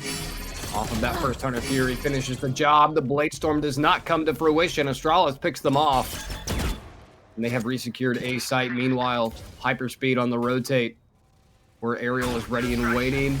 They do get spotted out. Aftershock forces them into the bullet of fallacy. Spike looking for a home, but Madison still putting up a fight. Gonna find one, but the trade comes through. Elf and Luna, beautiful work. Last round. 9-2. And I don't want to say the thing, but I'm gonna say the thing. We could be looking at a 9-3 curse if SaD Frost picks up one more round here. Yeah. And, I mean, Guardians in the hands of Madison and Aerial. And to be honest, this defense side has looked kind of flat for SaD. I mean, Yeah. it shows in the scoreline, but there's only been one look, to be honest, for them. One setup. It's this C site with, you have the trip, the cam, to fight for Garage and C. And then you have K floating with 3 players pushing towards A, but, I mean, HyperSpeed just abusing the C site. Luna with the Odin, Madison in a tricky spot. But then Spike down. not able to seal the deal in the second. Evie and Vi, though, going off on site. Evie picking up 3. Miara Spike planted. left alone. The amount of times that a SaD Frost player has been left to these 1vx scenarios is just heartbreaking tonight. And this is Miara right here, right now. It's SaD Frost's last chance in this half to get one more on the board. It's not gonna happen. 10-2 is not what you want to see headed into the second half, but the good news for SaD Frost is they're now on the favored side of this map. The only thing is they have very little room for error here. You're exactly right. They do have very little room for error. I mean, 8 rounds separating these teams. Even if SaD can get a pistol online, like you said, it would have to be near perfection. Yeah. And Mickey, this is the team that 13-0'd Nightshade on this map of Haven. Yeah. This is their map pick. And it's 2-10 for the first half. Gonna be looking to try to re-stabilize as they swap over and have their own attack side pistol. So it looks like it's just gonna be an all-out hit onto the C site. Eevee here. Back plat. What can they do? They're aware of the position. Like, Recon was destroyed. Astralis caught in a bubble of smoke here. And suddenly, an engagement happens. SaD Frost comes out on top. This pistol round so pivotal right now, 2 versus 4. Vi still all the way in mid. Overwhelm.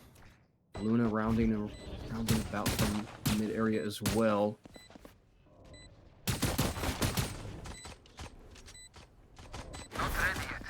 Madison watching this back corner like a hawk. The recon comes out, information provided. Luna trying to get the X-ray shots through the smoke. Vi picks up 1, the trade comes through though. Luna not able to get it done. Astralis with 3 under the belt. SaD Frost going to keep themselves alive a little bit longer here. HyperSpeed just needs 2 more for match point 3 to seal the deal. Yeah, and a good pistol round. You kind of saw Ariel just send it through back sight, and then you have Astralis with that double tap being able to just follow through, and that's the power of this double duelist composition. You have that ability on the defense. We didn't really get to see it, but I'm glad that it's finally being shown now that we're getting to swap sides. It's Vi with the Sheriff into this. Elf on a Shelf pushing all the way down long, punished instantly. Now Astralis for their ultimate could potentially grab this orb, have the plant, and only be 1 away as well. Not going to opt for it. Miara will pick that up. The sniper positioning once again paying off, but both Eevee and Vi get traded out. Gun here. SaD Frost taking full coverage here on C The site. HP though. Yeah, not doing too hot on health here. Fallacy and Luna approaching 47. from garage. 46, and look at the wrap though. Last player standing. Oh, Fallacy. Taking a shot to the dome. Luna, Astralis and Kay looking at an entry here to garage, perhaps. They're both very dinged up. This could be done for Luna. 10 bullets in that classic. remaining. 2 right Luna! clicks, 3 right clicks is all it takes for No Luna. way. And recovering the Vandal. They have plenty of time for the defuse and Their back sticking out though. take down Madison, but no, they weren't ready. They assumed Madison was going to be sitting down long, but it's all about the mind games here for Madison. Yeah, and that got close, Mickey. That got close indeed. It was the anti-eco round after the pistol. This is a nice spot. Only 1 player surviving, with Madison having to clutch it out for their team. That goes there. And Luna just had too many angles to watch. Now, full rifles. The Odin, of course, in the hands of Luna. There.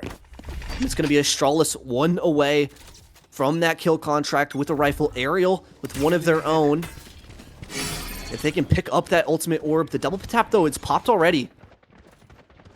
Recon dart, no information provided. The Odin forced off that angle. Luna gets tagged up a bit, but it's all SaD Frost players swallowing a sight. Planted.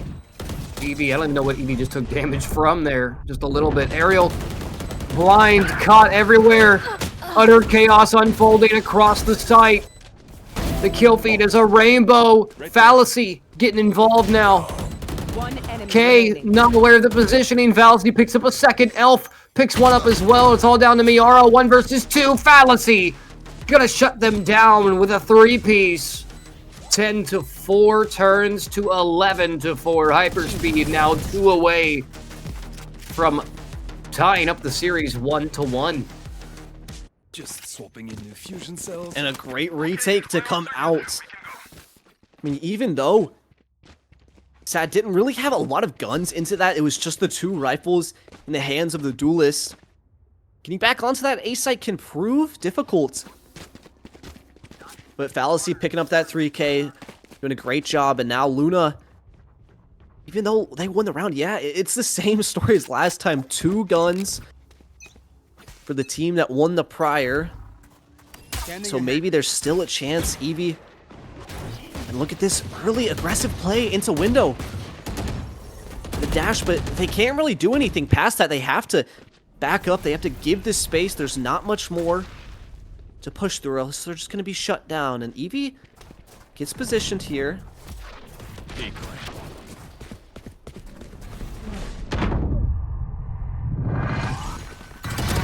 Enemy down. My ult is ready. One enemy remaining.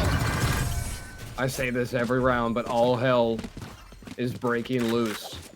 And a lot of it is this A site, but man, match point here for HyperSpeed. It's not looking good for SaD Frost. They're gonna have to take 8 rounds in a row here just to get us into OT, and even then, it's still a coin toss. Yeah, and that was an eco. Like I said, I mean, 2 guns. You had the Odin and the Vandal. But once you had Eevee posted up in that position into window, it was just too much. The rotates came through, and 4 players on site is just too much to deal with. Like you said, 8 rounds to try to claw this one back to force a second overtime. But HyperSpeed, they fell for it once. Not looking to fall in towards the same fate as Lotus. As a little dangerous jump spot from Fallacy. A little too wide on that one. Bo5 completely pinned here, just teleported on. They do take out Aerial, but a quick trade from Battison. The Hunter's Fury comes in from Miara. Elf not gonna check this far corner where K is ready and waiting to take down this fellow Omen, but it's all about the timing here. Astralis takes care of them. Battison picks one up as well. SaD Frost not out of it quite yet. We're still on match point for HyperSpeed. SaD Frost, they cannot afford to make any mistakes here. Not at all. As the ultimates for both sides are coming online. I mean, Miara invested that Hunter's Fury, giving them an advantage into the last. And once again, I think we're going to be seeing a similar sort of play as we did in rounds number 16, an aggressive dash play towards middle. Revealing. That's with knives this time, though. It's just going to be a walk contact. Will be spotted out by that cam. Battison gets punished. And once again, the defense, HyperSpeed, with the advantage now. The site will be gains, but this retake, how can they deal with it? It's going to be coming quickly. I don't know if they can. Plan's been interrupted. Eevee and Fallacy and Vi, the entirety of HyperSpeed is working together to ensure this round goes their way to seal the deal here. Push us into They missed the spike! split here, but oh no, the teleport didn't connect to Spike. And now Like the HyperSpeed spike's knows in the exactly corner. where K's at. There's a very slim chance of recovery, but they're now aware of Luna's positioning off that owl drone. Hoping that back smoke doesn't go down in time for them to be spotted, but they are going to force Luna off momentarily, buy themselves enough time to push up a 30 little seconds further, left. gather a little bit more information here, but HyperSpeed is looking so solid. The drop wire comes out. Eevee to Defenders seal the win. deal. 3 kills. Ladies and gentlemen, 13-5. A bit of a blowout in the favor of HyperSpeed here. That is a drastically different scoreline from what we've just seen a few moments ago on Lotus. I mean, HyperSpeed dominant. For sure. And I mean, we even got to see some of the coordination. I mean, it wasn't just individuals popping off, but a great all-around showing. They take SaD Frost map pick of Haven and deliver SaD the first map loss of their entire season. Yeah, and it's a bit devastating, and something that is also a bit devastating is we are now joined by Ice, Fire-Eyed, and sort. No, I'm kidding. I love you guys. Welcome Wow. back to the analyst desk. I'm gonna shut up now. I Y'all do believe your one of thing. us is in charge here. No. Sounds like someone doesn't want to get paid tonight. who That's said what that? I'm hearing. Who said that? No. It was a really good match. I mean, honestly, SaD surprisingly falls in a convincing fashion for Hyperspeed to take the victory. Do you like, Soren, do you want to break that down a little bit? Because honestly, I'm still surprised by it, if I'm going to be honest. I mean, yeah, we talked about it in the last intermission where we thought map 1 was going to be the kick in the teeth. It was this one. This time they learned from their mistakes. They took the advantage early. They brought, I think it was what, 10-2 at the half. They massively won. And again, that is an attack side of map. Haven does lean attack side, but when you win the 10 of the first 12 rounds, you put yourself in a position. I think me and Mickey were talking about it last night, where at that point, with that big of a deficit, you don't even have to, and I'm not saying that they're not good players, but at that point, you don't even have to be that good. You can get lucky, get a few shots, and still somehow win 2 rounds and a half, especially at this level with players of this much talent. So giving yourself that much of a lead, it just becomes so hard if you're the opponents to dig yourself out of that. So honestly, massive props to them to make those adjustments and just keep that foot on the pedal. Absolutely. Just don't let off. Now, before we let the casters go on their break, there is something that we have to hash out on the analyst desk because Oh no. I did the It's just research. something that- I did the research. Okay, we're okay. The Get the thing community is, notes. we are both Get the kind of community right. out. We are both kind of right. We are talking about the exact same thing, but there's 2 halves of the effect. So what you were talking about, bullet tagging, is literally the effect of the slow when you get shot by a bullet in like games like CS2 and Valorant. Aim punch is when the same thing happens, but it's not the slowing effect, it's the flinching. So when suddenly you cannot shoot while getting shot, that is aim punching, while the bullet tagging is specifically the now moving. It happens all at the exact same time, so it feels like Okay. the same thing. So most people Well, use them interchangeably. I'm But- just gonna give everybody half a point. We're And- all right and we're all wrong at the same time. if I'm incorrect on that, you can blame some Steam posts and Google AI for giving me that rundown. So Well, blame there you them, go. not me. It's not my fault. No, of course. There you go. Of course. But Let's just even it out and say it's everyone's fault. I'm down for that. hey, I wasn't a part of this conversation. It's not my I fault. was just like, man, I'm don't just want no collat part. here. I just got collatted from an op shot through the head. Seriously. But Ice no, just works here. we'll Collateral. seriously, we'll let you two go get a short break here before the third map gets going. And Soren, again, we have to bring out the Valo plant for this map because there was a round that really stood apart to you, and I want you to take a moment to take us through that. Yeah, and honestly, it was actually kind of difficult to choose a round that was like, I don't even want to call this round pivotal. This is just the stereotype is not the right word. This is just the bread and butter. This is almost every round that they played. This is stuff that we saw from the last game. Because again, Lotus and Haven, they played very similarly, especially with those 3 sites. You have to play a little bit differently than a site with 2. So it's a lot of what we saw in the last map, but it's also just how ingrained the strategy and the discipline is from this team of Hyperspeed. Again, Hyperspeed is going to be the team we are focusing on here.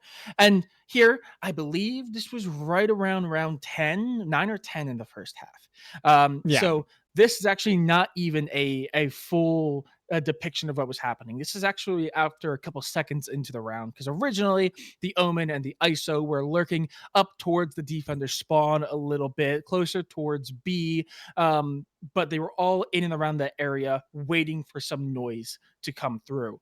Well, a couple seconds into the round, the Hunter's Fury from the defense was invested to get some information and maybe do a little bit of chip damage. Well, they used that opportunity to take a lot of space. There was no space taken by the defense up A long, so the Jet rushed up and found the kill onto the Sova while they were ulting. That is massive. It did result in a trade, but just like in the last map, that heavy aggression, that loud noise, the investment into A pulled a lot of rotation, and they didn't use too much to get it. The only player that pushed in was that Jet.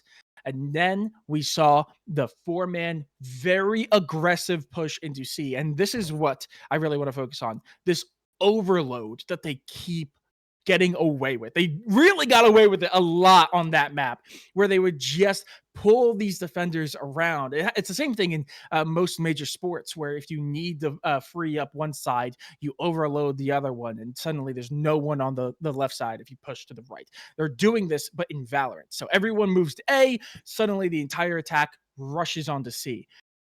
Well, where they go in, they get the kills that they need. See Cypher in, and they do temporarily take the site. They get the spike down, and then they go for a pull off, getting the Cypher in the process. But what I really also want to extend is notably that Cypher trip and the breach that was going in towards Garage. A lot of teams, when they playing around the post plant, get the spike down, they race off site, and they just play in main. This team does not do that. HyperSpeed is aware they are going up against the best of the best. Again, this is the first map that SaD Esports have lost in this series. Not in the series of like this best of 5, in the entire Tenax series this year so far. So they know they're going up against the best, so they are playing like they are going up against the best. They are not leaving it the chance. They have that tripwire down. They have Evie play a little bit farther back, stay as that main post plant player to one, not peeking out too aggressively, so they know that tripwire is going to stay standing for the entire round, while they also have that breach very slowly creep up in Garage. That's either going to cut off a means of entry onto site, or in the case like this round, they were actually able to get a kill as the defenders load it back onto site, but then were punished as Evie playing off the back. The Omen played up a little bit more aggressively, made it so they didn't have a chance to really get a firm foothold on site, while the breach meant they really couldn't aggro onto those players down long. It was just really well played. It's just really great fundamentals and really good discipline that they are just bringing round after round. And it's one of those things where a lot of times you're like, oh yeah, if you win the team fight, you just kind of win. Or if you win your gunfight, you win.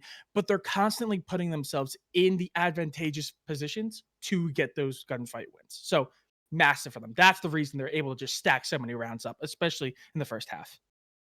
Yeah, absolutely. It was a great map here from Hyperspeed White to set themselves coming back from that Lotus. Kind of sad. SaD came back. It was sad for Hyperspeed that they were able to not. It slipped through their fingers, and so now coming back on Haven, the other 3-site map in the pool, they were able to secure it in a dominating fashion. As now we take a look, as now we're moving on to Split as our third map. What are your thoughts coming into this? We've seen 2 maps so far. One really, really close. The other one pretty much a complete domination from start to finish by Hyperspeed White. Coming into Split, what are you expecting here, Soren? What am I expecting? Completely different. Honestly, this is a more defensively sided map. So I'm expecting the team compositions to be a lot different. I'm really expecting the Sentinels to really start popping off. I mean, they've done really well. I mean, we didn't even discuss it, but it was kind of like the thing we were focusing on. Oh God, it's not Battalion. I'm gonna say the name wrong. But the Sentinel player, Battison, thank you. I was blanking it. Battison got 9 kills with an outlaw on the defensive side, playing that Sentinel in map number 1. Massive plays for them. But in a map like this, where it's more defensive side, you're going to want to put them on some really strong Sentinels. And we are seeing Battison pick up the Chamber, who's not been in the meta, but especially with a player playing as hot as they are right now, having that extra utility, having that aggressive Sentinel might be massive for them. We are seeing Evie pick up the Cypher. Again, Cypher is still king, still the best Sentinel pound for pound in the meta. But yeah, I'm expecting a little bit more defensive. We are seeing the deadlock in this chamber, so that double Sentinel. Meanwhile, it looks like a little bit more stand double initiator for the attacking side. But this is kind of what I'm expecting. A little bit more defensive in terms of some compositions, while some are going to rely on the tried and true method of the meta. Yeah, and unfortunately for Zero Fight, it's gonna be two Tejos back on the map once again, uh, because he's struggling there a little bit. So, but no, these are really good compositions, a good mix of sentinels and duelists and initiators that really can set apart what they're trying to do. Differences in smokes here. If the Astra gets picked over the Omen, Elf on a shelf rocking that Omen, whereas Wiz Khalifa or K is going to be potentially rocking that Astra. And I like that look. It adds flavor, so it's not just mirror comps going at one another. So now, without further ado, as they're loading into the game for the third map of the series, we're going to send it over to our caster duo to take us through this map.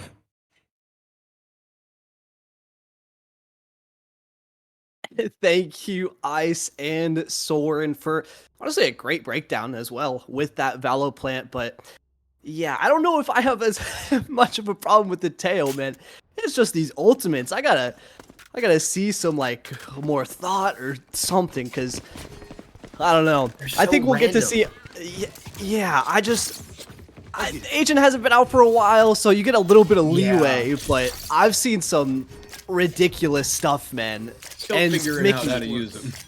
We got to we got to see this matchup the other day. Back on Tuesday, we got to see HyperSpeed, and yesterday we even got to see SaD. But it's a bit of a switch up of comps. Battison switching over to the chamber from the Cypher that we saw. Astralis picking up the Deadlock instead of the Cypher. And for the other side, now that Gia is gone, it won't be the Clove. It's going to be Elf on that Omen. And SaD Frost starting off on this defense side. It's a very similar setup to what we got used to. And as well, a similar setup for HyperSpeed. On this attack side, just starting off very slow, as they like to play these more default heavy rounds on split.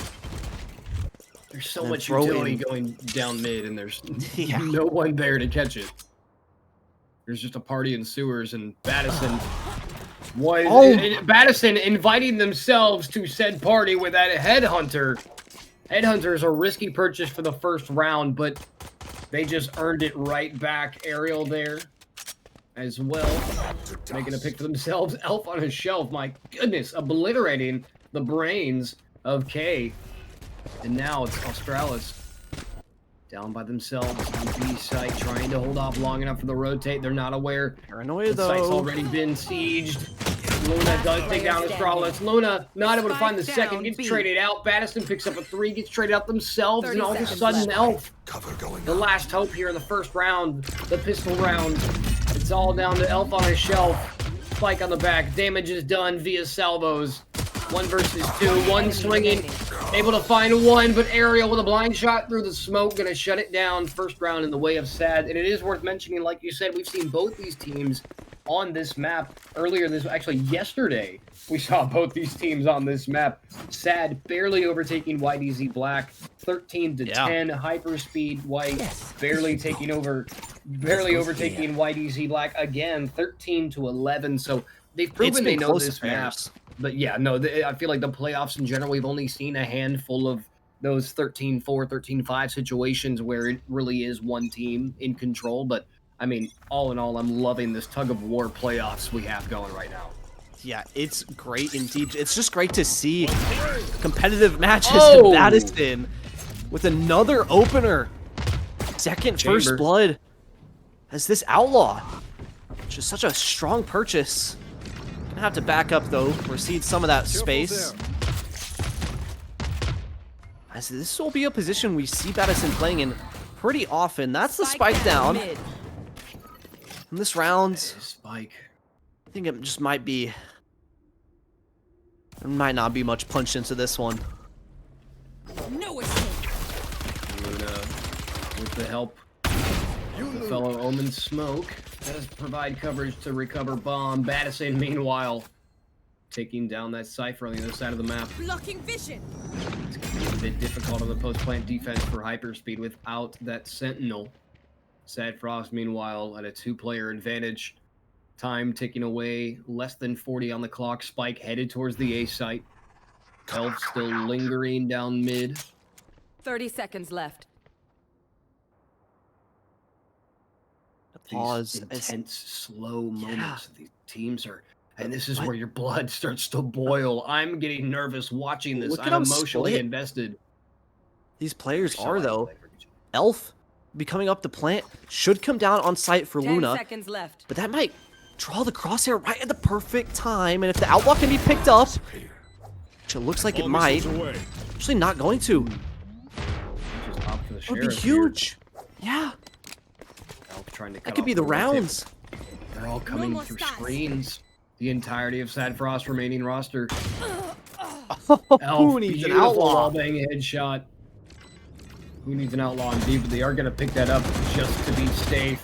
Trying to bring it in the next round. Luna with that bullet tag. Enemy remaining. Doing what they need to do, slowing down that push. Elf to finish it off. Miara not going to be enough. Elf picking up a 4K. HyperSpeed takes the round with a thrifty result. And it's all tied up 1-1. And these are the early Dude, rounds we that's- love to see. Yeah, already. I mean, a heartbreaker for Battison.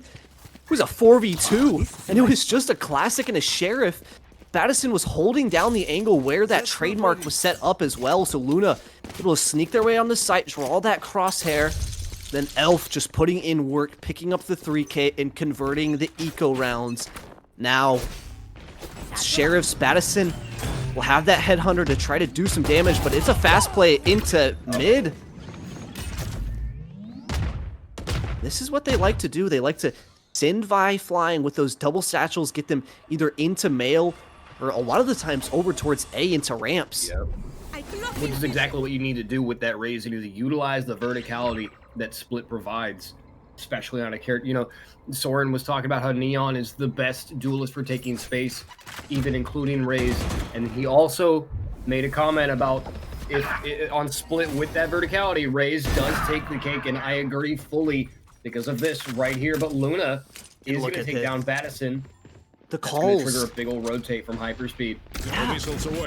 I mean, if you watched that game last night, I was reviewing it earlier, and Last player the standing. mid-rounding from HyperSpeed is just phenomenal. The way they play it, they put so much pressure on the extremities early on, and then they slow the pace. No way. Are we going to see Oh. the knife, please? No way. Okay. Yay! Oh, Elf. no. That is You love to disrespectful, see it, man. but you also hate to see it at the same time. Elf going for the knife, sealing the deal in the most disrespectful fashion. It's fine. We're all here to have fun, despite the almost Unserious tournament, so I mean, you got to have some fun. Exactly. HyperSpeed, though, starting to gain some control here. 2 in a row. It's looking nice for the economy. Yeah, and the tour de force for Battison as well is talking about how Yeah. they like to post up in middle on these angles. But the stun, yeah, what can you do? There's so much util in your face, you just have to take that rendezvous. And it's taken out of the round. Oh, tour de force. There's always a risk popping the tour de force that early on, and it just doesn't get utilized to its full No potential. surprises. But Astralis, single defensive player left in heaven. Finally, they do fall.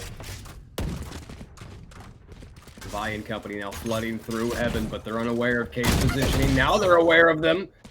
Slow Last down the player push just a standing. little bit here, but Balancing and Vi One enemy holding remaining. hands, getting it done. Miara gets involved now, down to 6 HP. It's all Solo down the to salvos. Miara. These two players have a combined 15 HP, and Miara gonna send Fallacy to the grave with a clutch. 2-2. SaD Frost not backing down this early on. So close, Mickey. I mean, that one is a nail biter. It came down to crosshair placement at the end. Just Fallacy not expecting Miara to be swinging out that wide just quite yet. And the eco, it's all over the place for both of these squads. Battison will be able to bring an operator into this round with the money saved from that tour de force and an early pick, or an early peak, excuse me. Actually, it's just going to be a trademark placed. Gonna have to, I don't think they have to swing all the way out, but this deadlock wall dingering mid as well needs to be dealt with. It will. And this is the power of that double sentinel. You're forgoing having that breach, having that second initiator for some of this extra delay. The Brejo combo has been so valuable in these playoff matches this entire week. The Breach Tejo combination has just been on fire. I feel like we've seen it almost every map, and honestly, I'm here for it. Battison actually connects that shot. Yeah, I mean, What in the world? Vi is on a breath of health. I mean, just can't believe 30 that HP, has a little bit extra with the Regent armor, but K. Luna, All missiles away. quiet, repositioning up in heaven, gets that angle on K, that's huge. It's gonna open up B site. Luna going face to face with the enemy, but Miara is gonna catch him. 30 seconds left. Fallacy gonna go ahead and get spiked down, and now it's a 4-on-4. The retake is underway for SaD Frost.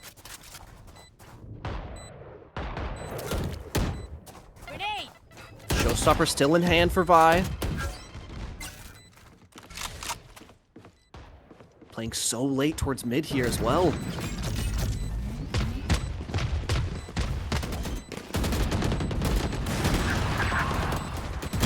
One enemy remaining. That's 3. Utter chaos. Miara finds a third. Can they One find enemy 4 and remaining. 5? There's 4. It's all down to Fallacy to buy time. Oh no. There's no time for a deep use. Miara's got to take down Fallacy, but no. Oh, they do pick up the.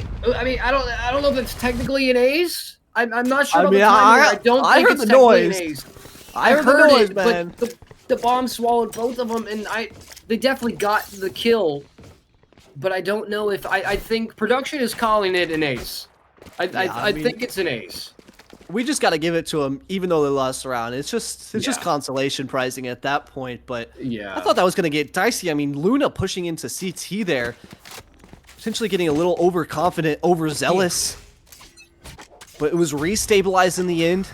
Every player falling there as Battison once again trying to get an early position towards mid, but spotted out by that stealth drone early.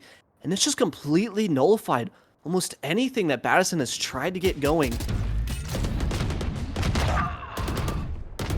Luna and company trying to punch a hole into mid here.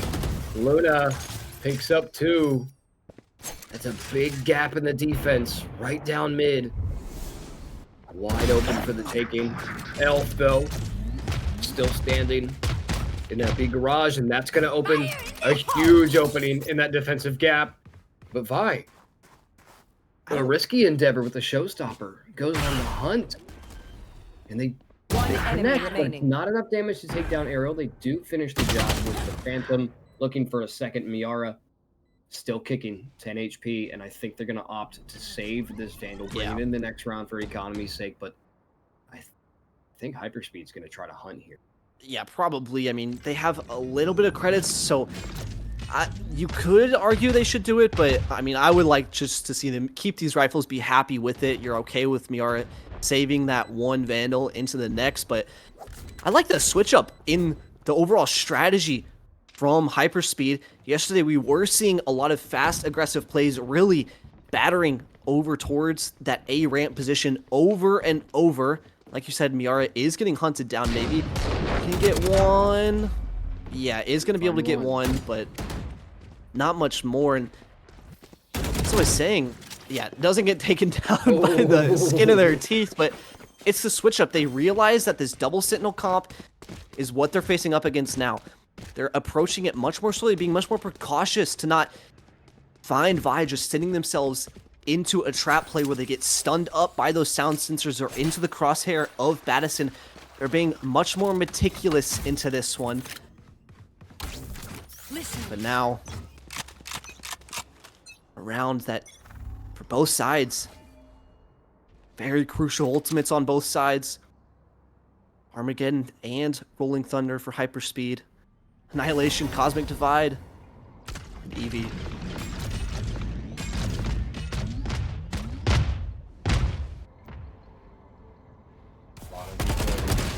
Down mid, Battison a little overzealous on that peak. Solo push down A main. They pay for it. Evie, though, takes down Aerial. Slowly, SaD Frost is dropping. Astralis looking to make a difference here. They're gonna How are we force the getting push off mid. I don't know how Evie's alive off of that. Vi, however, takes down Miara. And all of a sudden, it's a 3-player deficit for SaD Frost. And that can't feel great. No, you might even be opting to save once again here. If you're SaD, I mean, it's a 2v5. There's ultimates to secure this as well. Target down. 2v4. Last player standing. But man, what can you do, Mickey? Against Okay. K, absolutely nothing. Doesn't matter 1v3, 1v4, they're going to get at least 2 here. Luna not going to connect this first or second shot with the Outlaw. They're forced to swap to the Vandal, and it pays off. 5 rounds on the board here for HyperSpeed. They're feeling comfortable in this first half, but on a map like Split, that could change at the drop of a hat. And another switch up, but this time on the side of SaD. Whenever we got to see Astralis playing the chamber on the last time, it was a lot of more passive setups. Yeah, this is actually the exact setup that Astralis was playing through so often, with the trip over towards A Heaven, and then the TP set up to peek from elbow and TP back into screens to safety. We've seen a lot of aggressive peeks in the previous, and Battison has been getting punished ever since those 2 first rounds. They got those opener. It's been 3 first deaths for the star player.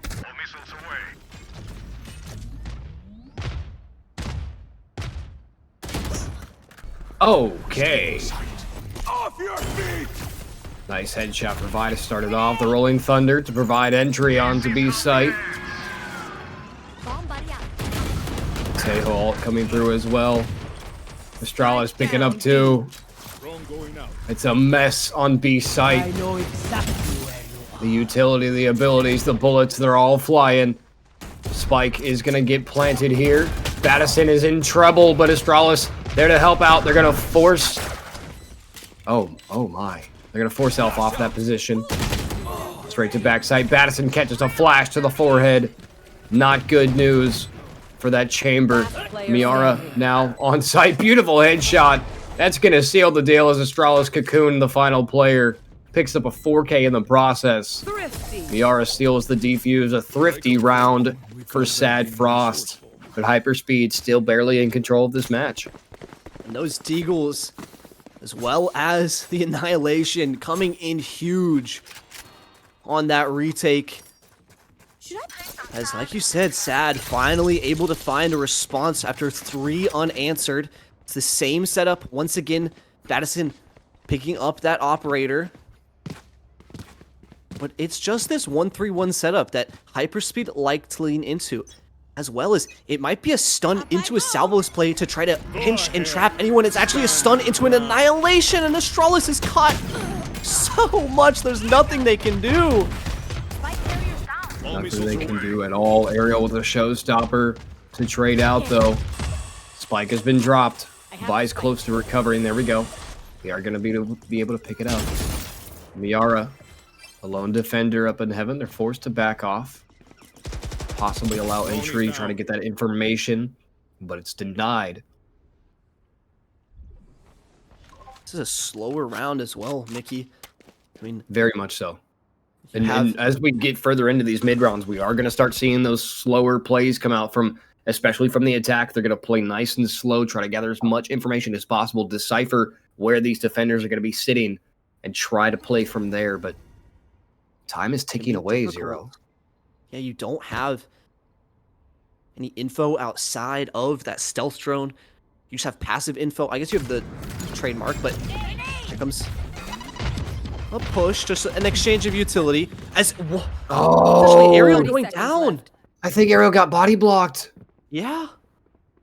Unfortunate there, but it is refragged on the other side of the map, but Battison... Oh, man. Battison with a solid operator shot on Luna, but the immediate trade from Vi is going to open up a site. It's going to trigger a rotate from SaD. 2 versus 2. This is what it all comes down to. HyperSpeed. We've seen them struggle in these post-plant defenses. Vi taking a big risk with the showstopper. I think that's more for the mind games, just to try to slow down this retake push. Oh my goodness, hey, a beautiful headshot denies any kind of damage that could have potentially been dealt by that showstopper. The stick from Miara. Elf teleports right into the wall. That was a risky endeavor, but the timing was not on Elf's side. Miara sticks the defuse. Elf does come out with the kill, but the round goes in the way of SaD with the second defuse of the matchup so far. And 5-4, SaD Frost started to close that gap more and more. And K coming up huge there. A great play from them. I mean, picking up Vi before the showstopper could be let off. And then, even though they go down there, committing the Cosmic Divide, securing the safe defusal, and closing that gap ever so slowly. Once again, Madison with this operator now switching up the positioning, posting over towards A ramp to try to get Evie on this lurk. Cage. It's risky.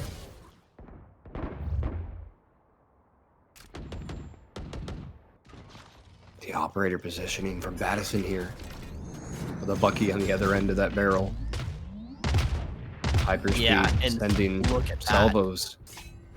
I mean, more than anything, it was Miara's utility there. The stealth drone spotted them out, allowed Madison to correct that crosshair, and then the salvos to flush them out so they either die to the op or they die to the salvos. Not a lot of great choices. Oh, Madison smoked off. Astralis alone in heaven. What? Luna? Astralis? Okay, it's fine. They touched foreheads for a moment, but they did become aware of each other's presence. They do come out on top, though. Picks up yet another kill. Spike is planted. Aerial fighting for their life in heaven. Trying to open up an angle to retake here. And it looks like the majority of HyperSpeed is unaware of this heaven push, but I think Fallacy may have just spotted out Aerial. Oh, Luna. Beautiful off angle, takes down Aerial, and Miara now left in a 1-on-3 on the retake scenario. This is not looking good for Miara. Best case scenario, just save that rifle, and it's exactly what they're going to do. Back off and bring that gun into the next round. There's an operator in Vents. Did they pick up the operator? Yeah. They did. Okay. Going to be able to hand that over. As I mean, this op has been a crucial part of the game plan for SaD Frost. I mean, they had an outlaw as quick as round 2, and the op even being carried, just deciding who to give it to, maybe wanting to be a little greedy with it. Actually, the Tour de Force will be popped for Madison, and the operator dropped to Astralis, so we'll have 2 of those weapons. Yeah, it's a cycle around, but they're both going towards mid, so not really spreading them out very much, but at least if one position gets smoked off, the other will have an op to cover. A lot of HyperSpeed attention being paid towards A main. Miara picks up 1 and 2. Beautiful spray transfer, but Vi's there to shut them down and open up A site. Prime for the taking. Vi with an aggressive peek towards screens. 3 players headed their way. Aerial's going to be the first to spot them out and the first to get taken out. But K there for the trade. 2 versus 3 now. Player advantage on the retake, but rifles are definitely advanced towards HyperSpeed here. 2 operators and a Spectre for this retake. Cover going out. All angles covered, except for heaven, but the concussion comes out from K. It's not going to be enough for coverage. Evie picks 1 up. The trades come out. Madison does spot out the shrouded step from Elf. Reads them like a book. 6-5 SaD Frost with 2 seconds left on that defuse time. They are going to be able to seal the deal and continue to recover that operator. This thing has been alive longer than Fallacy right now at this point. I mean, 6-5 SaD Frost. They're not out of this yet. They're not at all. And I mean, this operator is just being carried through. I feel like it's like not even been dropped once. It's just every time. It's just the eternal Yep. op Just on pass this defense side. Yeah. And Round even going to around. be able to bring it into this round as once again, we're going back to good old faithful of this mid default 1-3-1. But this time, there's no utility. It's just a missed shot for Battison as the space is conceded. But that deadlock wall, so annoying for that stealth drone. Look at this. It's just a little bait and switch setup to play K in on this close angle. Fallacy. The timing on that angle peak from Astralis. But now Luna's aware of the positioning on the rafters. Gonna try to force them off of that angle. But they have almost no map control. I mean, they go into Vince here. They get noted, I mean, by sound, by the trapwire, and then to run into an op. Every bit of noise ever, but Battison ready and waiting with the operator. One down. Vi ripped apart. Battison was thinking about the repeak, but they're going to play it a little bit slower than that. Miara is still on site for the defense. Final boss. The final boss, indeed. I hear the music. 30 seconds left. Miara picks one up, but Battison Down A. denies the plant. The ultimate comes out.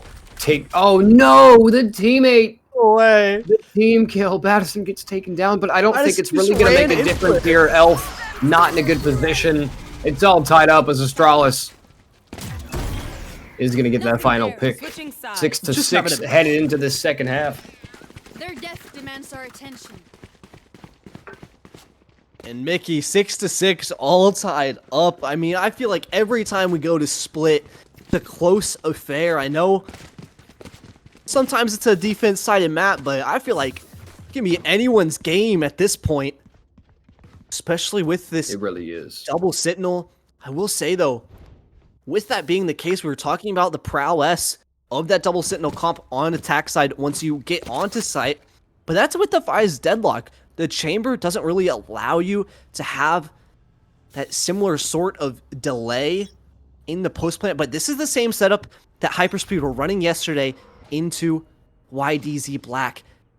Do they check their VODs? Do they do their homework? It's just a trap play off the camera, a fault line and salvos to come in, but it was this drone as well from Luna spotting them out, and it's the same thing. The salvos, they don't allow the trap play to actually be set up off the camera. They get impatient, and it's all for naught. The rotates are going to come through.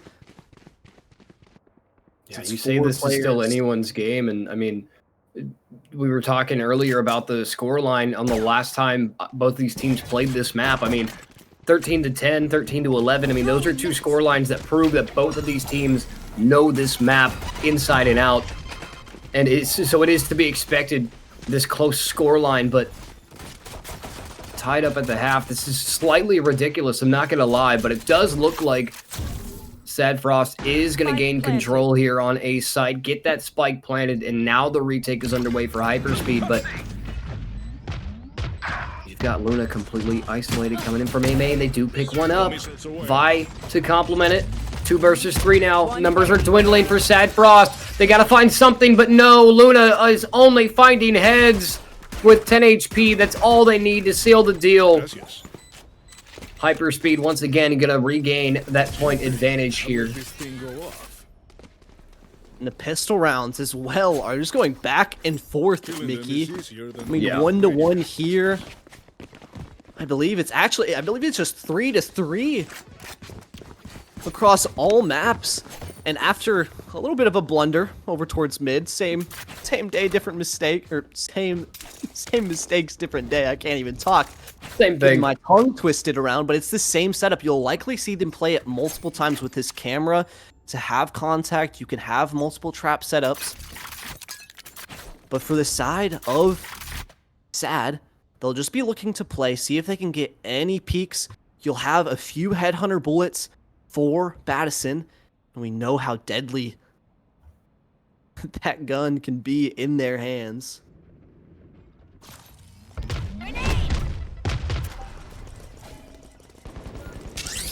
Elf Shell finds themselves in a 1 versus 4, essentially, very early on. The salvos, a lot of damage being done. Elf barely escapes, but can they capitalize? The team comes in to help out. Luna's there, like an AC 130 above, but they finally do get shot down. Just like that, in the blink of an eye, the player advantage goes to SaD Frost, but it's only by 1. Vi looking to even things out, doing a little bit of tag damage here. The aftershock Here and there. Fallacy, getting up close and personal, and they pay for it. It's pistols from SaD Frost. Aerial with a classic and a dream. It's a thrifty round from SaD, and it's a sad round for HyperSpeed as we head into a quick tech pause. I think someone's cat walked on their keyboard or something, but it's all tied up again, 7-7. Neither team can convert the anti-eco after they get the pistol. And, Yeah. I mean, just a tragedy at this point for HyperSpeed. You'd think they were set up so well, but it just collapsed. Now, like you said, going to be going into a little bit of a tech pause, so apologies there. We'll let everyone know at home as soon as we figure out the issues ourselves. But for now, I mean, this gives us a little bit of time to talk about this, as it's currently 1-1 in the series. Whoever takes this map will get up, and then after that, we're going to be going, I believe, towards Bind after this, and then towards Fracture. Bind isn't really a map that we've seen either of these teams lean super heavily into for this season, as it is a Breach Tahoe map, but to be honest, I might have to favor SaD there if we end up, or I guess we're gonna go there either way. But I mean, I if you're HyperSpeed, you want to secure this one for sure. You want to get that confidence brimming, and you just want to have that safety net underneath you. Dude, I'm telling you, it's been a long day. These tongue twisters are getting me. Honestly, I'm right there with you. We were talking about this last night, Soren and I. I mean, last night was a show in of itself, and that wasn't even this. This is grand finals right now, man. This is map number 3, which is something that we rarely see here at Tenax. Usually it's a 2-0 or something, you know. Very rarely do we see a 2-1, at least in the last couple weeks. But I mean, this is a best of 5, ladies and gentlemen. If you are just joining us, I'm gonna do that thing real quick. This is split. This is map number 3. SaD Frost started on defense. We're here in the second half. If I mean, either way, if either team takes this map, we will be seeing Bind up next. So I mean, and then after that, if we need, let's say we get tied 2-2 in the series, right? We're gonna see Fracture. And I honestly, I don't really care which team at this point. I just don't want to see Fracture. One of these teams need to just shut this down. I hate that map. I don't hate anything. I dislike things, but Fracture is the bane of my existence, and I'm not afraid to say it. We got two sides of a coin here. I'm a Fracture enjoyer. Actually, Gross. at least after it was gone. Production, can I get a new co-caster? Can I exchange? Soren, can you hop on? Are you available right now? We'll switch places real quick, but we were made aware it's a mouse issue that currently is plaguing the raised player for HyperSpeed. So hopefully we can get that sorted out. But yeah, man, I mean, it's a bit of a rough one. Actually, as I say that, I just got to speak it into existence, and we'll head back into it, as it looks like both teams are getting ready. So honestly, I mean, 7-7 here. It was an eco round picked up for SaD after the pistol round was converted for HyperSpeed White, and now looking to take the lead for seemingly the first time. Not the first time, but one of the first times in this map for SaD Frost. Well, I mean, the first time they took the lead was the first round. So that was the last time. I'm just saying, SaD Frost has had the lead once, and it was that very first pistol round. And after that, it's just been a fight. It's been tooth and nail. Both teams clawing, scratching, pulling hair, biting whatever they can bite, whatever's in reach. They're gonna chomp down on it to try to gain a lead. The biggest streak we've seen so far is HyperSpeed capturing 3 in a row, and then SaD Frost replied with their own little, I believe, 2 or 3 round streak. So it's been a pretty even affair so far. But Astralos down to 15 HP that early on, that's gotta hurt. But HyperSpeed is down that raise also Vi was fairly early pushed on. Push up with a shorty to just control that space, but got a little greedy and decided to push towards sewers with a shorty in hand. Not going to be doing much against an outlaw as the rotation comes through. But like you said, Astralos on 15 HP. Now going down the Armageddon for Luna, tempted. Oh, Eevee and Fallacy. Who's got the mouse issue? Everything's fine. Ariel and Miara still standing on site. They do take down Luna. Let's open the site for Spike Plant. It's all down to Elf with a Sheriff and a Dream. Spike planted. Let's see if they can bring out their inner Clint Eastwood here. No. Battison says, no shots for you.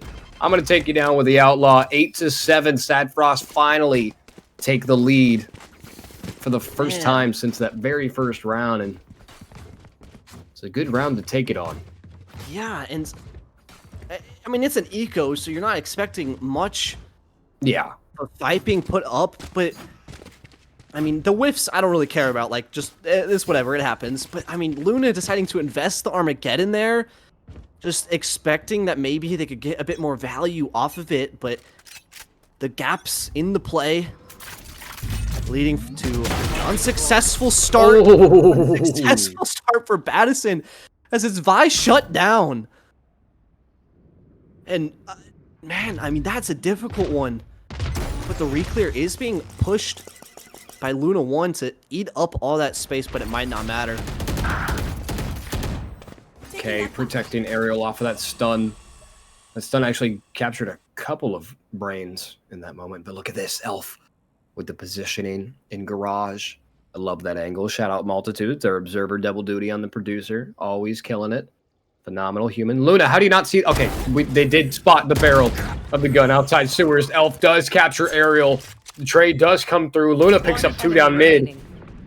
Fallacy trying to do whatever they can to stop any kind of advantage onto site. Astralis bomb has been dropped.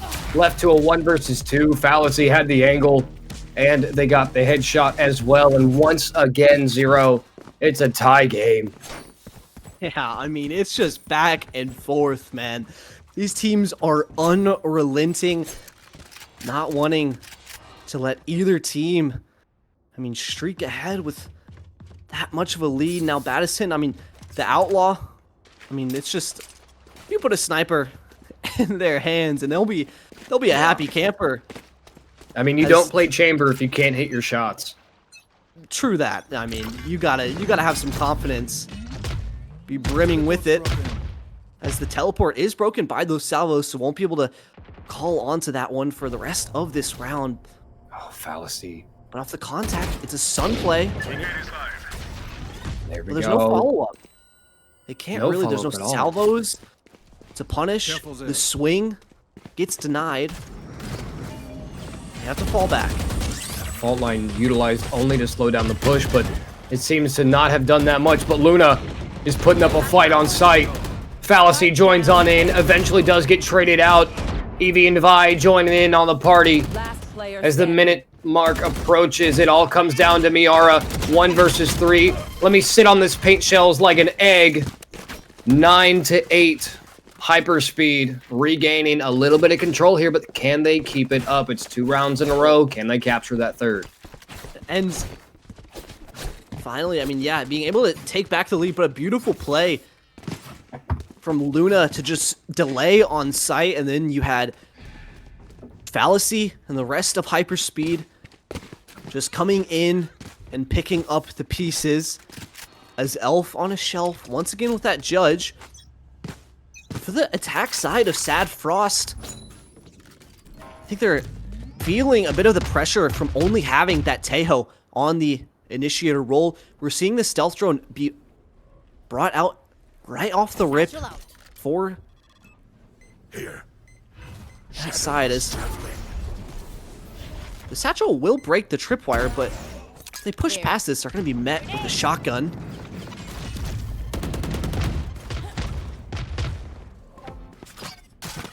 Look at that util combo, but look at the Elf. judge! Elf making HyperSpeed pay for their aggression. A beautiful teleport out of harm's way from that exploding Roomba. Barely escapes with their life. I believe 10 HP was all that's left from Elf there, but 11. Sorry. Thank you, production, for keeping me in check. Fallacy here, positioned in garage, trying to slow down this push. Gets stunned in the process. K slowly approaching that angle. 40 seconds on the clock. B site still under the control of HyperSpeed. SaD looking for a potential rotate here, but 30 seconds there's left. not going to be enough time for a rotate. They have to commit to B site. But Mirror with does Bastion have- in heaven. Oh man. One enemy remaining. Ultimate comes out. Fallacy picks up 2.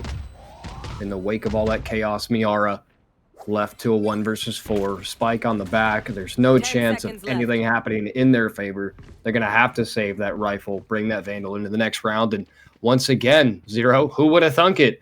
We're back at a tie game, 9-9. SaD Frost. Nope, I'm bad at math. I'm bad at numbers. I'm bad at reading things. HyperSpeed Okay, takes we've that been there, round, you know. 10-8.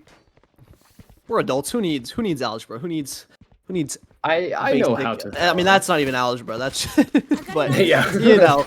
Anyways, back to the game, man. I mean, Mickey, though. I mean, the Armageddon was invested into the last one, not able to get anything. Yeah. But now, even though they used one ult, they still have 4 huge ults into this one. Miara will have a rifle. You'll have the Tour de Force. So definitely some threat into this one still. And Miara, once again, it was tempted to use that stealth drone, but will opt for the salvos. And I like this, using the salvos early to push and control that space. Oh, the showstopper connects right to the midsection of Fallacy, but Eevee makes them pay for it. And if we've learned anything about SaD Frost, it's that they love to hang on to these ultimates. And now they have 3 remaining still. Actually, 2 with the head or with the Tour de Force being activated here. The minute mark now. Spike lingering towards mid. SaD Frost still uncertain of which direction they want to take here. Yeah, and to be honest, I mean, okay, they'll break it. Okay, they teleported and and broke the trip at the same time. But look at this! On all sides of the map, Mickey, it's just individual fights, and it doesn't go the way of SaD. Not at all. Down to 2 versus 4. 30 Look at the seconds positioning. left. The map's flipped. 30 seconds left. Completely. HyperSpeed is on the attack now. SaD Frost just needs to get the spike down here, and they have an open sight. They're just not fully aware of it. There's going to be a little bit of audio. Don't know if SaD is going to hear that or not. Time ticking away. They are going to be able to get spike down here. 10 seconds left. Luna Spike with planted. the dome of concussion. Miara does take down Elf. The retake is officially underway. HyperSpeed was already on site before Spike was even fully planted. Astralis making sure that Spike does its thing, and Miara gonna send Eevee to a 1 versus 2. And potentially an early grave here. The isolation between these 2 players, but Eevee does get dropped. Gun here. 10-9, SaD Frost. I mean, I just feel like at some point, one of these teams has to go on a streak to really solidify this map. It's been tug of war the entire series, except for that Haven match. I mean, 13-5 on Haven, but aside from that, the entire playoffs week has just been neck and neck. Yeah, it really has. And I gotta say, I mean, Miara putting up incredible numbers so far, just doing so much for their team, especially in that 2v4, able to convert it. But now, to this one, it's a quick play. Man. Initiators, man. They do what needs to be done. What else can you say? Showstopper does a great amount of damage to Ariel. 3 HP, the paint shells to finish them off. Vi's happy about that one. Chaos down mid.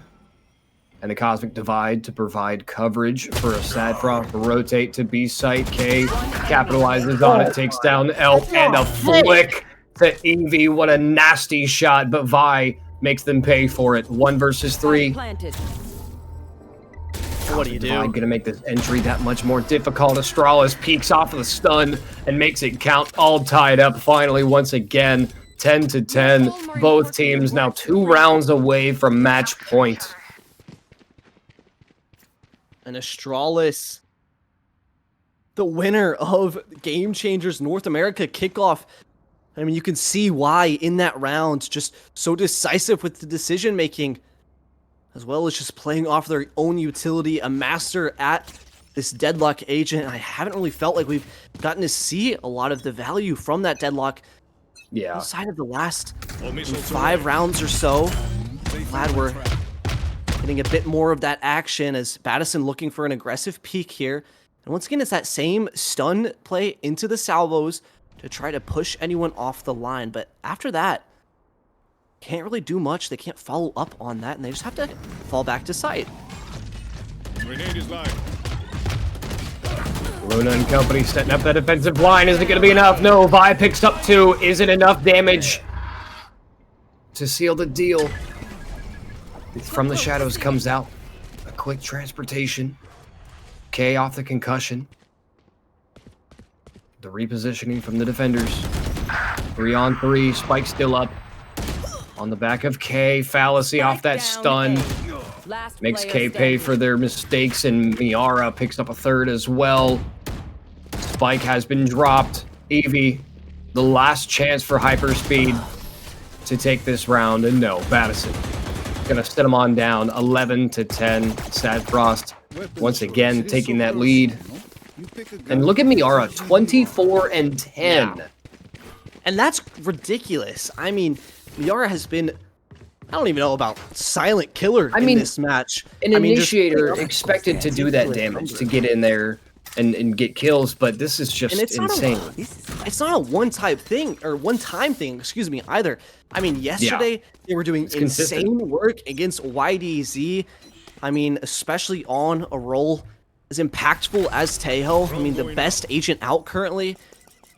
If you can just play him to a good level, and I don't know if it is, but I mean, we can see the impacts from Miara here, but gonna be pushed back, and this is what I like to see. Breaking the tripwires as well, something that hasn't really been done, and here's a Tejo wall just to flush everyone out of B main. It's gonna be a quick pivot over to the A site. Yeah, just flushing them out. Yeah, just forces them off that angle, and guess what? Zero A site's completely free with the exception of Fallacy, but HyperSpeed reads that rotate. They're trying to get there as quickly as possible, but all the angles are already smoked off. Fallacy not hitting the shots they need to. Or no, Battison not hitting the shots they need to. Fallacy does a good amount of damage there. Okay, great positioning. Does get taken out eventually, though. 2 versus 2 now as Astralis takes down Fallacy. Vi pops the showstopper. Picks up the operator as well, but there's no time to send the rocket where it needs to go, and Astralis gonna shut it down, and there we go. Finally, SaD Frost with a 4-round streak here find themselves on the match point. Some huge ultimates invested as well into that last one. All for naught. The showstopper once again not getting value for Vi. The Armageddon in the hands of Luna, only able to gain space off of it. It's like you said, it's match points for SaD Frost as the operator pick comes out for Battison, looking to get anyone aggressively peeking over towards that mid. And to be honest, I was liking the setup that we saw early on from HyperSpeed. The 1-3-1 setting up with a lot of trap plays that they were leaning heavily into yesterday. But now they've forgone it. Decided to play a little bit more off the wall. Fallacy. Oh! Was ready and waiting, but Ariel a little bit more so. Vi with the paint shells trying to slow down this heaven push. Ariel does get their head ripped off by the fellow Rays. And Vi's going to get out of there before they overstay their welcome. And it's a player advantage for HyperSpeed here. Evie alone in heaven. They hear the audio. They do take down Miara. Everyone in heaven is stunned. I have the spike. Okay, does find Evie. Spike headed towards site. think that teleport was made note of, 30 though. seconds left. Spike planted. It's broken. Annihilation still in hand for Astralis. As well as the grab net. A lot of danger in this one. Somebody out. Anyone's game here.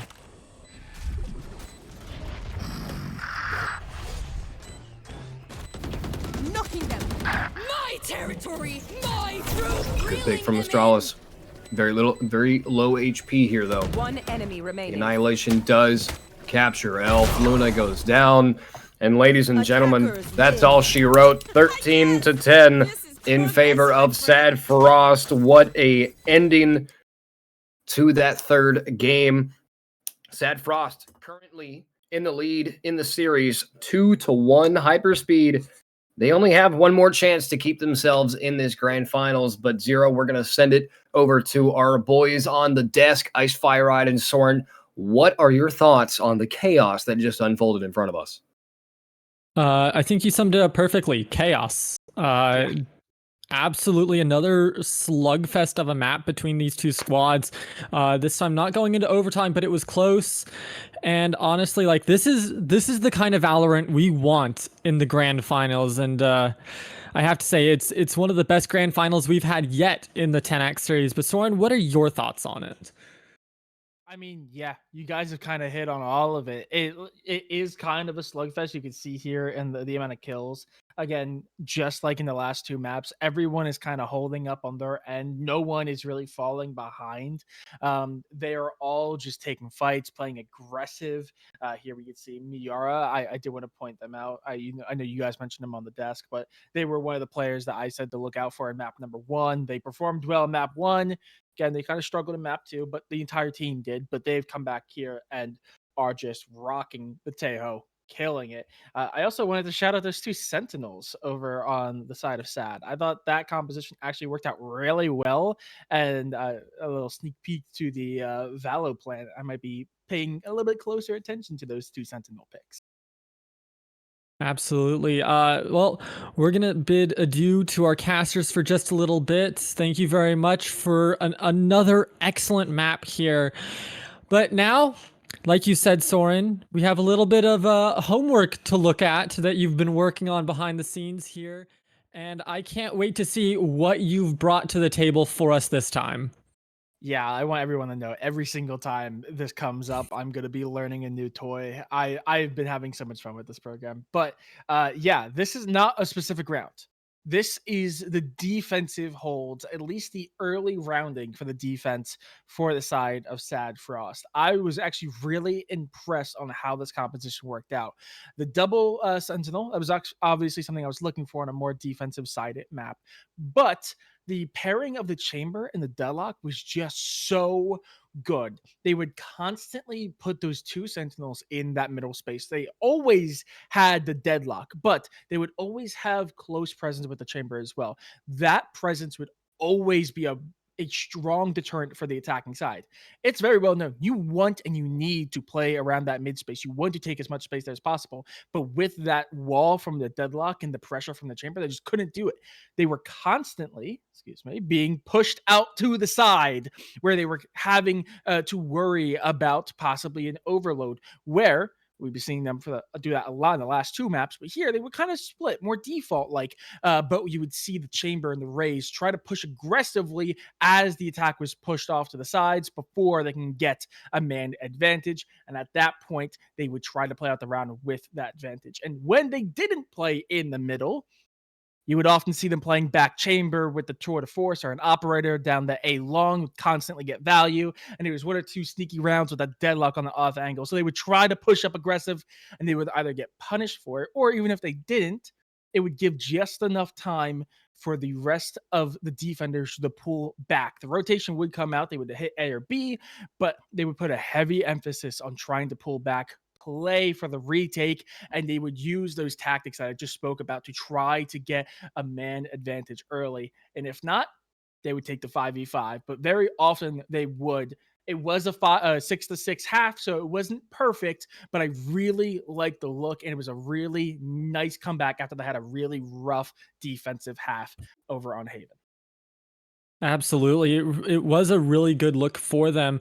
And now, as we transition into the next map here very shortly, I want to take a little recap of where we're heading and where we've been. So, as we are taking a look at the maps here, obviously, we've had Lotus, we've had Haven, and now we've had Split.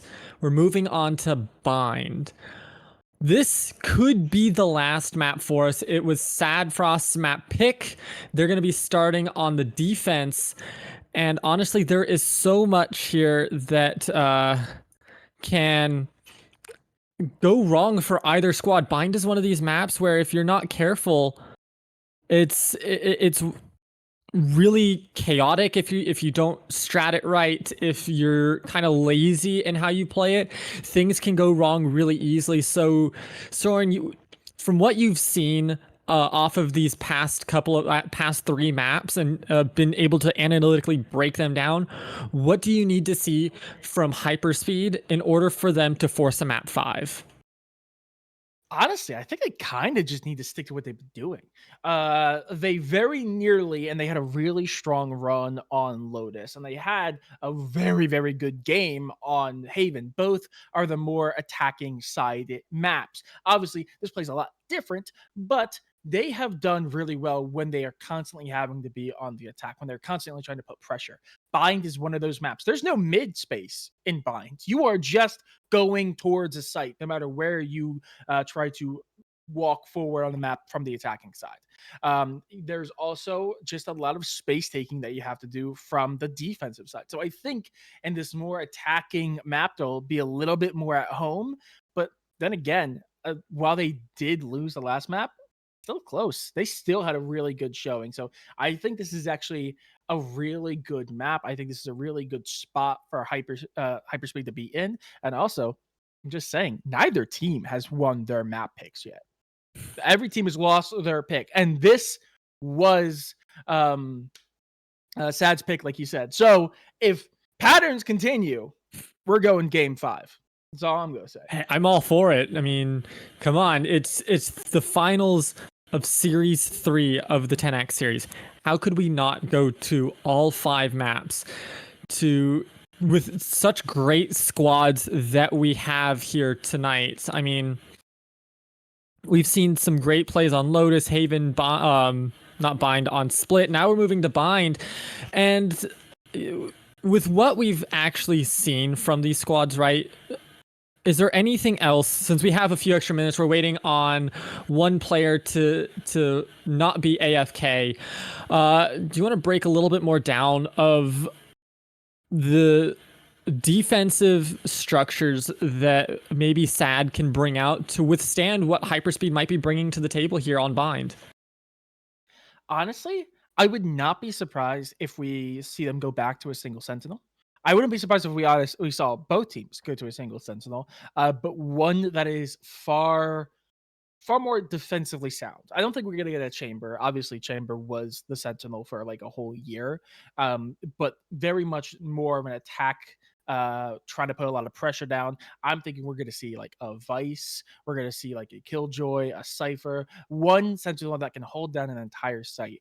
I know it might be a little crazy, but because they were playing a little bit farther back, they were playing more for the retakes. I would not be surprised if we see one Sentinel hold down one site and a 4-person hold on the other, trying to push back any heavy 5-stack aggression on one, while also holding them back enough with enough Sentinel utility on the other to allow for the Sentinel to get off site and allow for time for the rest of the team to get there, go for the retake. Yeah, I mean, I absolutely agree 100%. I think the double Sentinel setup for SaD has been working great for them. You know, Battison absolutely popping off whenever they get the opportunity to. Same with Astralis. Again, that core that has been with SaD, at least in the 10X series since the beginning in season 1. So I'm actually super excited to see what they bring to Bind. Ariel is another one on SaD that has been popping off. So, I mean, really, really good job by them. But with that, we're going to send it to a quick break because some of the players aren't quite ready to go. And when we come back, we'll be sending it to the casters to take us through Bind and the Agent Select.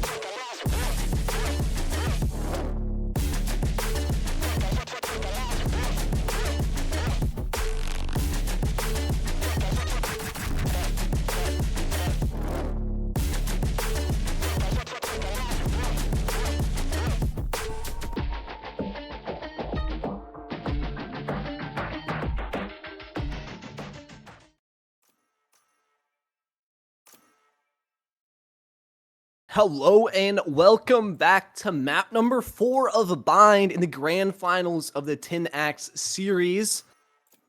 And my name is Zero Fight, joined, of course, by Sir Mickey. We had a short little break there, but we are all set to go now. And Mickey, we're headed straight into this one on Bind. I mean, it's been a back and forth all throughout the night, and already we're going to see, once again, some more double sentinel action from this SaD Frost side. Something, honestly, I'm kind of looking forward to. Yeah, it's been a, with the exception of Haven, it's been a pretty, anyone's game type of series so far. With, I mean, the first match, Lotus 15-13 in double overtime. Haven was 13-5, split 13-10. So now, like you said, we're headed into Bind. This is honestly, I have a love-hate relationship with this map. And let me explain. I love it because of how versatile it can be. It's one of the most balanced maps in the game with Ascent right next to it. But one of the reasons I hate it is those damn teleports are just, they're just the bane of my existence, especially if you're like me and you like to camp showers.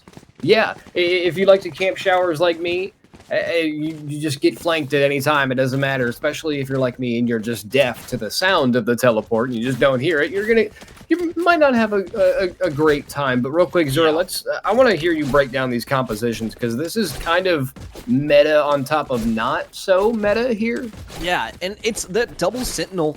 Once again, I think Bind definitely is the best map for it, as a lot of the time you're trying to play for those delays, get a pick, delay for the plant to have those rotates come in to be able to flood back in, because once that spike goes down for the attackers, it can be mighty hard to actually get back into it.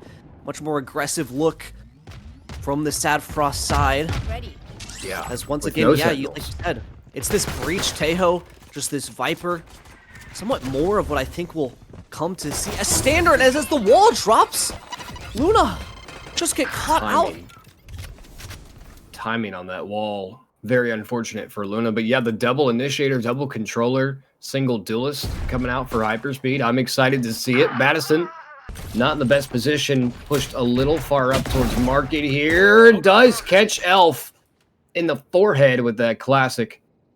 Fallacy still has bomb. I mean, it's messy to start us off on Bind. Yeah. I feel like this sums up pretty much how the entire series has been. It's scrappy so far. The aftershock to seal them into U-Haul like a coffin. Vi murdering both Ariel and Miara, sealing the deal for A-Site to become HyperSpeed territory. Battison slowly approaching from the Showers position.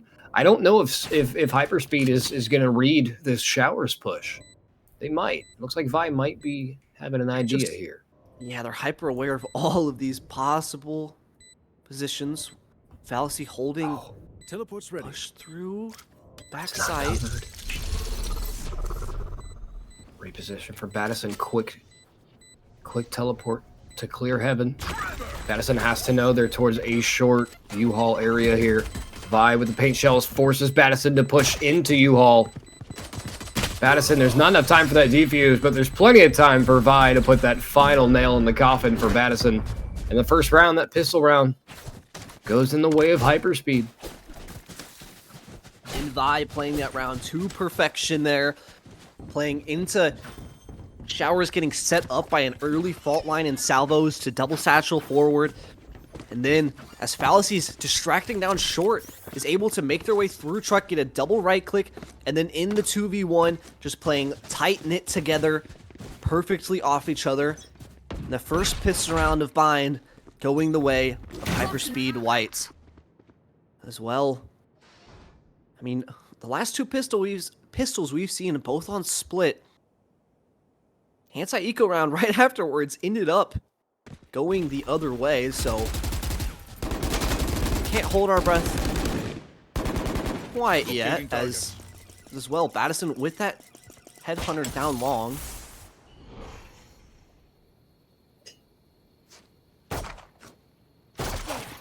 Astralis trying to ring the dinner bell here. Luna pushing through the Viper wall this time. It stays up to cover, but they go down either way. Yeah, the rotations are going to be made.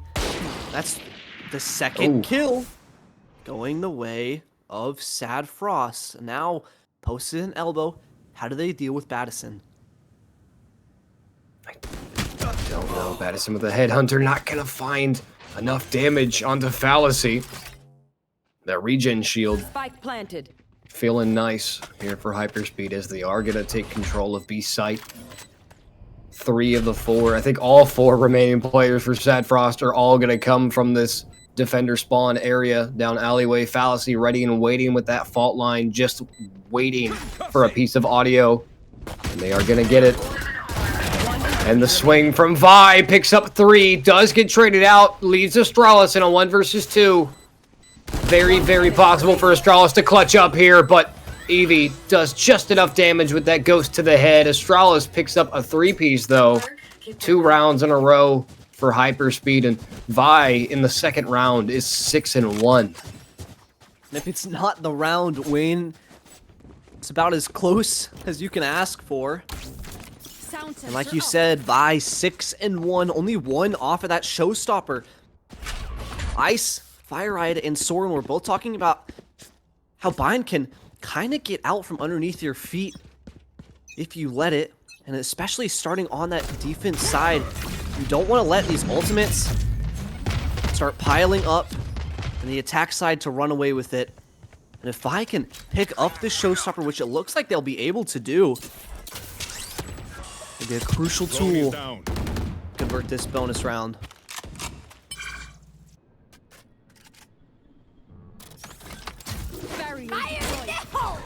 Here it is. But it gets nothing! It's just sent flying into the smoke! Miara positioning here. Beautiful position to do some beautiful damage. The cocoon as well. The defense is shredding through the offense, and that is a flawless, flawless round from SaD Frost. Fell apart so quickly for HyperSpeed. I was gassing them up.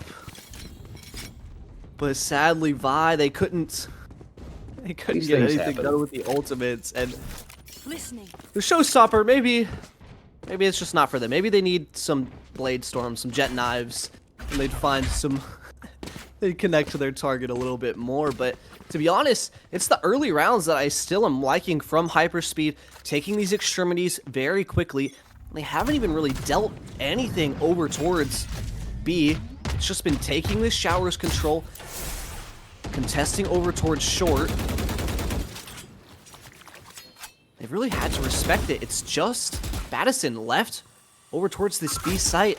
Trademark as well as the rendezvous setup. Look at this, Mickey. It's just a re-clear in the mid-round. A great Magmunition. Luna with entry. Does take down Battison with ease.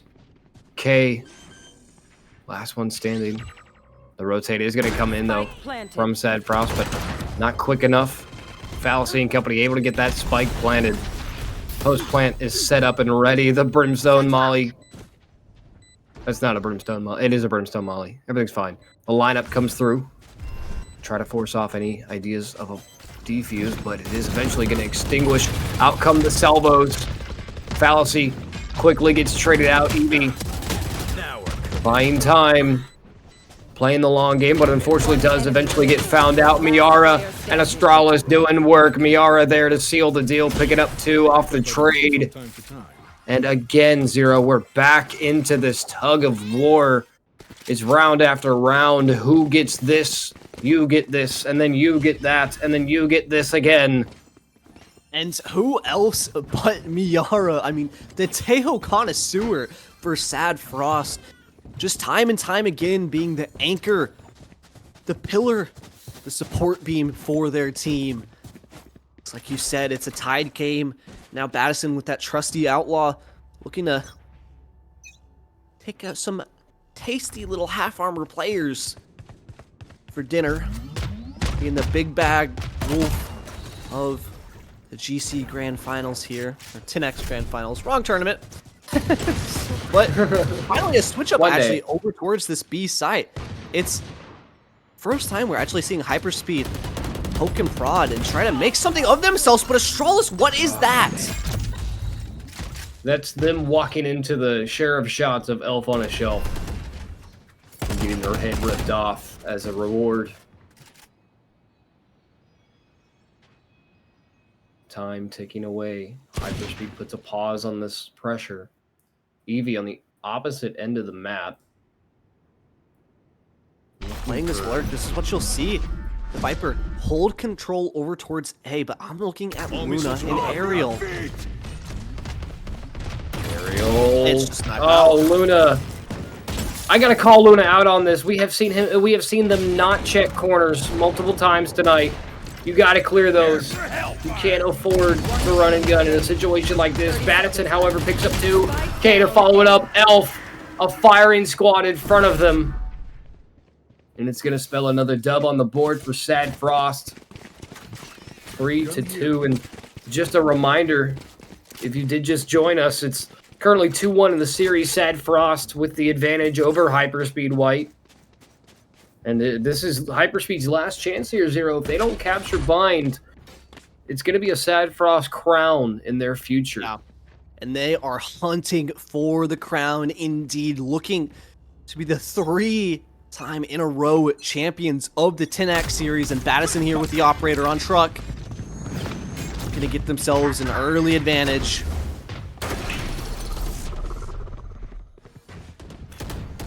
Goes wide though, and into the smoke is Fallacy. Bomb buddy out. Here comes it. This is just so much util. Just being traded back and forth. As the nade comes out, it's just Chaos Incarnates on the site of A.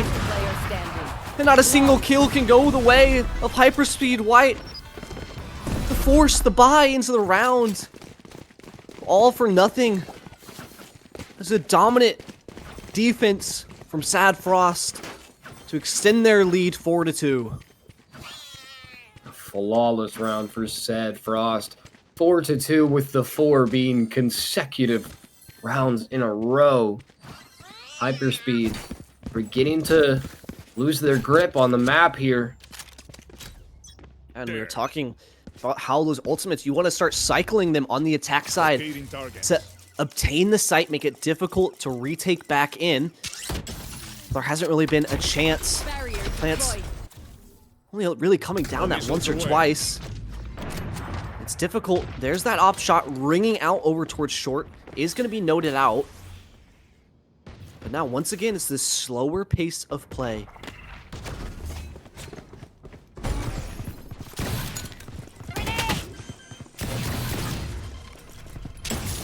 Spike plant gets interrupted. Fallacy with the aftershock they love so much. Ariel with the paint shells trying to force that plant off, but it does come through nonetheless. 9 players still standing as bomb is now ticking away. There's a party going down in U-Haul right now. That's what's happening. In a party of sheriffs. Ariel. Oh man, the floodgates are open. Remaining. You said it earlier, Chaos Incarnate. And oh my goodness, the salvo trades Elf. Vi just had to stand there and look pretty, and they got the job done. HyperSpeed are back in this thing. Not that they were ever really shut out. It was only a 2-round deficit, but bringing that 3rd point on the board. And I know we gotta feel good. We talk about the GCD all the time, but my God, is it like, it's just the truth at this point. I mean, 4 players and possibly the worst post-plant setup. I mean, it was just all sitting in U-Haul, but it doesn't matter when you're just tapping heads like that. And now, the tour de force being brought out, once again, posted down long. As off this orb tap, it's going to be grab net and nade combo. The contact play. Grenade is live. Go ahead. Stand your ground. Unlucky. Unlucky. Showers. It's a bloodbath in showers right now. Spike down A. And Luna, with the weight of the world on their shoulders, Odin in hand, we saw the devastation they brought on Lotus with this exact weapon. That skin is so cute, dude. Look at the little mouse thing popping up. Adorable. But unfortunately, Battison does not think so. Tour de force to shut it on down, and SaD Frost gonna maintain that advantage at a 2-round deficit for HyperSpeed. Yeah, this is still anyone's game, Zero. That's what's I feel like really bothering me. what we're seeing there, I mean, we saw the trap play coming out with the grab net and the nade combo. I mean, Deadlock with the raise, with the salvos, there's so much combo potential. And even though you don't have that second initiator to help give you info and feed you that information, if you can go for those re-clears in the mid-round, you're feeling nice. Spike down B. Battison, a great op shot to get themselves another opener, as it's once again Deagle's in the hands, but it doesn't even matter. I mean, taking ego peeks out hookah, getting away with it.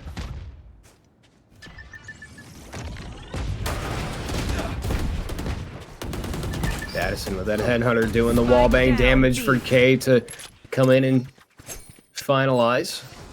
And in the blink of an eye, HyperSpeed down to 2 players.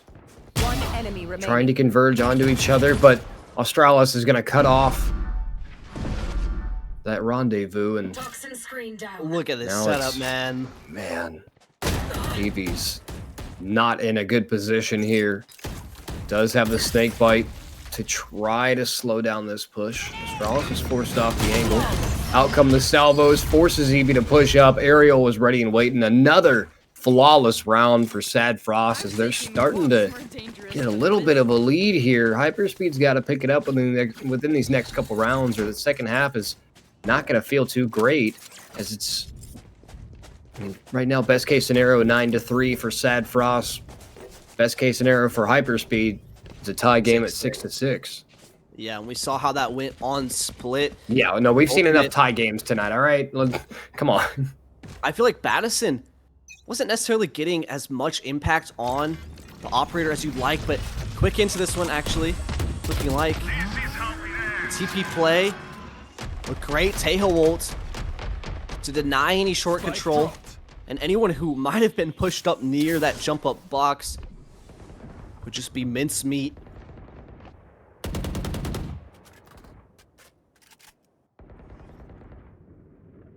Blow in the round once again. Not wanting to overextend, you have the operator to post, and I mean, Evie might just be on the receiving end of it, deciding against it, jump spotting it away. But your entry's down. 5. Flash out. Following the K.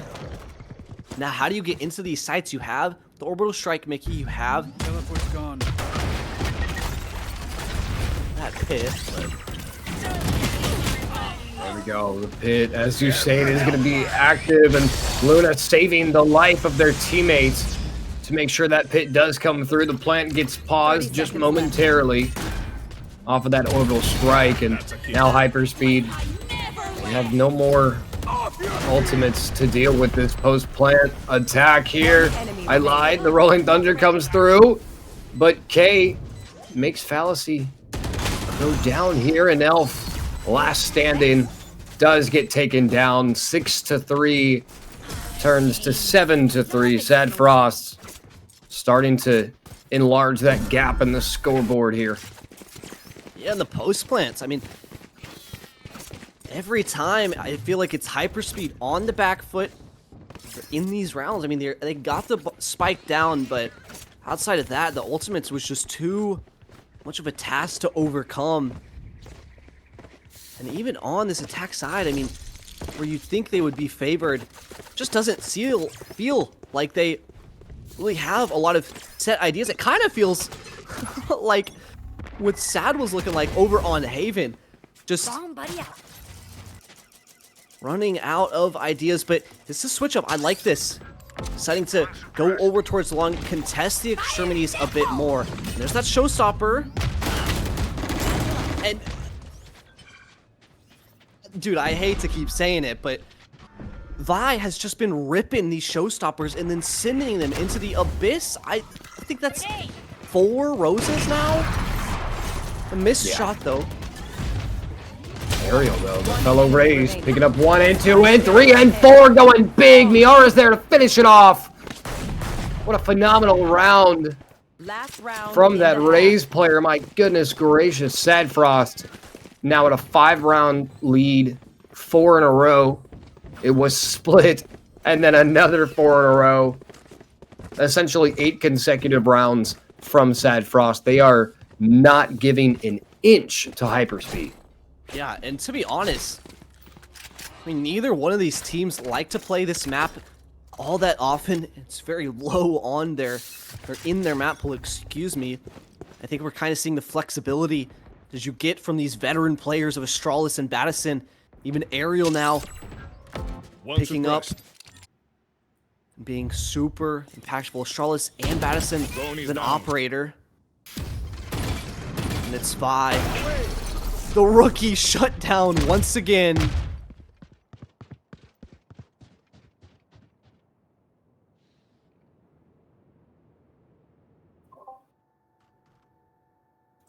And a bit of a pause here from both teams. The attack slowed down. Astralis off the slow peak from Elf makes them pay for that mistake. Fallacy gets caught in the cocoon. It's all down. It's all One enemy down remaining. to Evie. In a 1-on-5, Fallacy finally does go down. Spike dropped on site. Evie. Aerial coming through the teleporter. Gets shut down nice and quick. But K with a shorty and a dream. And the spacebar at the helm makes it work. 9-3 now for SaD Frost. This seems to be a different team from what we witnessed on Haven at a 13-5 scoreline. I mean, the rest of the series has been ridiculously close, neck and neck.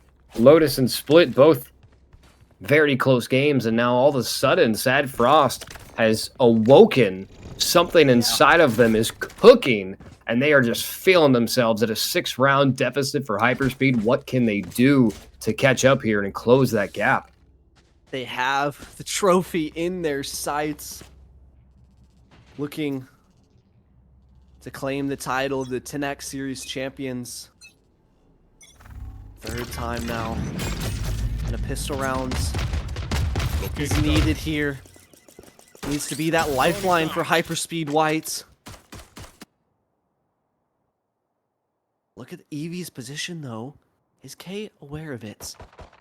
So he's deciding just to leave as there's another triple pushdown.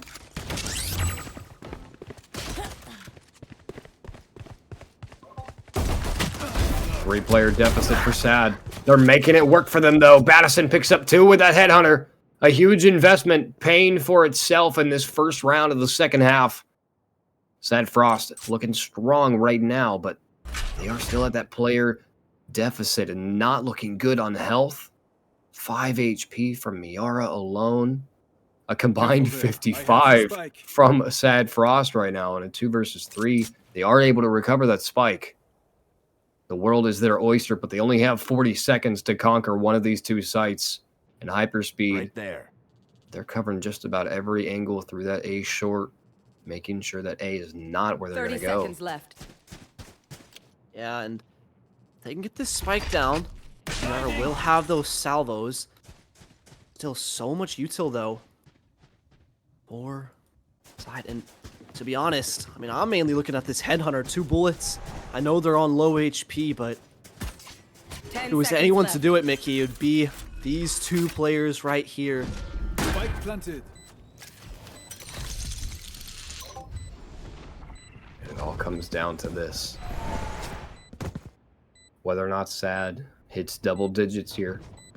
It's all Last depending on player these standing. 2 players. Madison goes down. It's 5 HP in a dream from Miara. Picks up 1 and 2, but the third not going to come through. Miara goes down at the hands of Evie. 9-3. HyperSpeed finally going to get that 4th on the board. A solid execution from Evie. Playing off the trade. Closing that gap. HyperSpeed is not out of this. Like I said, I mean, it could get a little messy there, and Miara was making sure it did. Like you said, they're not out of this quite yet. I mean, a piss round picked up. They're going to need more than that. A lot more of it at that, as once again, it's an attack-sided map. They'll be able to buy Bulldogs across the board. Elf will bring a Stinger into this one. To the other side, it's K, that Sheriff, and Madison, that ever so dangerous headhunter.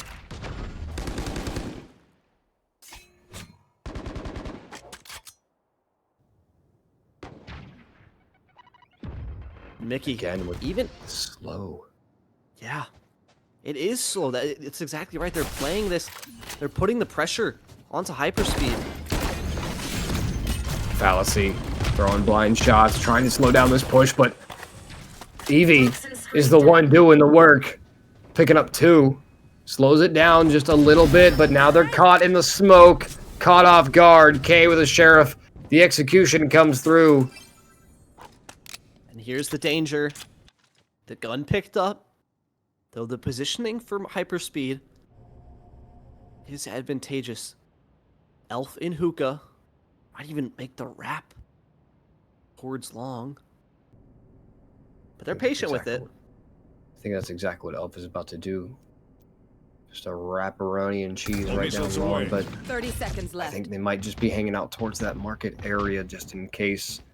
One Waiting enemy for that remaining. flank to come through on the timing. Vi Spike does down. take down Miara. It's all down to K. Not going to even find one. HyperSpeed is a different team in this second half. 2 rounds in a row. 9-5 on the scoreline. HyperSpeed doing whatever they can to close that gap. Yeah, and for what I feel like is the first time since Lotus, a strong second round after the pistol. 4 people staying alive there. And every other time, it's like one player, maybe with a gun. Sometimes no one surviving, or an eco going the other side. So if HyperSpeed White want a chance to come back into this map of Find, it's exactly what they wanted.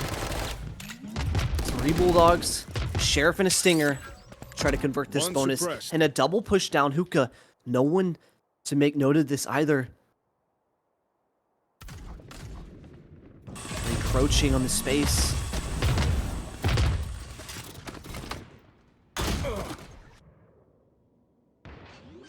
The opener. The delay from Luna now gone. Sound sensor up. Mollies as well. All expended. Aftershock will Spike come out, but planted. it's a little off. And finally, flank's been made note of, Mickey. Very much so. Very much so. Evie and company have been spotted out, but Battison and Strauss still putting up a fight. Battison picks up a third. Beautiful headshot on Divine. Comes down to Evie. 1 versus 5, but no, another flawless round from SaD Frost. HyperSpeed is in trouble, Zero. In trouble indeed.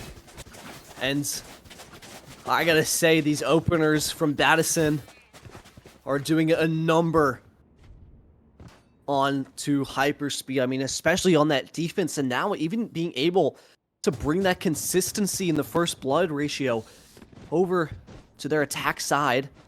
as I was talking, you want to play for the delay on these plants. Yeah. They're spending a lot of those, I mean, the mollies, the salvos, early on, so they don't have it for when actually they're on site. We'll have to see if there's an adjustment made, but yeah, you said, Madison. Denied the information and did a little bit of damage onto Luna, but now Luna with the Odin in hand was thinking about the aggression, but they hear the rotate down through a short, turn around to help Fallacy take a bullet in the brain for their trebles. The flash, but it's too late. The damage is done. Fallacy goes down. And it's Evie how and do you Elf. Oh, man.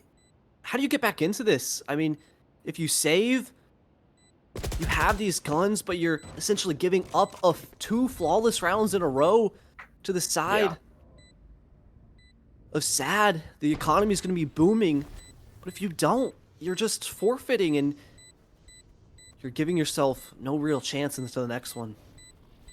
Yeah, I mean, SaD, they are going to capture this round.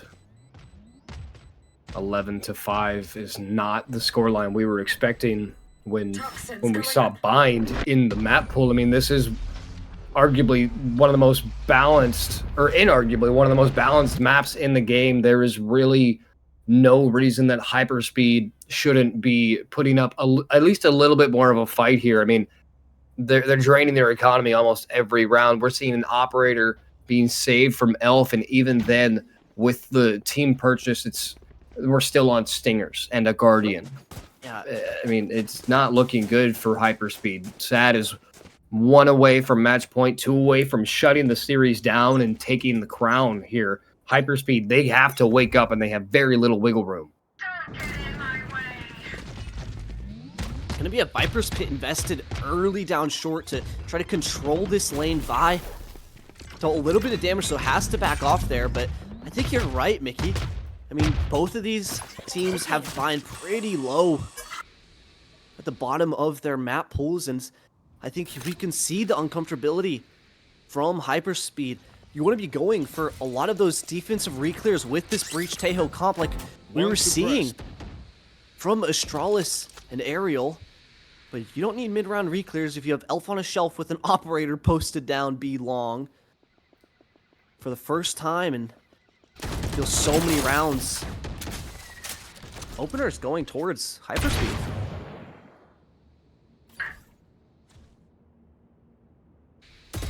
Which is what they need right now, but they need to find a way to capitalize on that situation. Go ahead, stand the ground. And that's not the way you do it, Vi. They go down to the hands of Battison, who has just been solid with the snipers tonight. Outlaw, tour de force, it doesn't matter what it is. Battison's been hitting their shots. Ariel to follow up with a headshot. A solid Teo ult for entry here, but HyperSpeed, they have to create enough space to get the defuse down here. And at the moment, he's looking like FNS just sitting inside this pit. Not able to do much. Live munition. oh man. Battison fighting for their life. Fallacy barely. They got half on the defuse. Elf is going to be able to get it off. And finally, HyperSpeed showing signs of life in this second half. They've captured a couple rounds here. They've captured actually the exact same amount of rounds they did in the first half. They need to keep that momentum going off that defuse. They have money now. Not an insane amount, but they have it nonetheless. So they're going to be able to get rifles on the board. That operator's still in the hands of Elf. They have to find something with that. Yeah, and it was so close there. Battison sent 2 outlaw shots and a headhunter shot just right over the dome of the diffuser. You want to play? Let's play. Because once again, we're finally seeing a bit of a switch up for this attack side calling. 5 players over towards long. It'll be the stealth drone to clear out this position. But there's a crossfire in Hookah that spots out 2 with that stealth drone, suppressing both of them. I can't would use be that. way more broken of ability than it already is. But these salvos coming out just to delay. But other than that, Just Elf with an operator smoked off now. What do you do? I don't know, man. I'm just a caster. I can't get inside of these guys' heads, but if I inside of these people's heads, but if I could, I would try my best to get HyperSpeed motivated enough to get a little bit. I don't know. If they get aggressive, they get shut down. Here they were able to get a successful flank off, and they're in a great position to do something, but they need to get that first pick, and there we go, provided by Vi. That could be the opening they need, but again, no capitalization off of it. Yeah, they still have Madison's Tour de Force, Annihilation as well.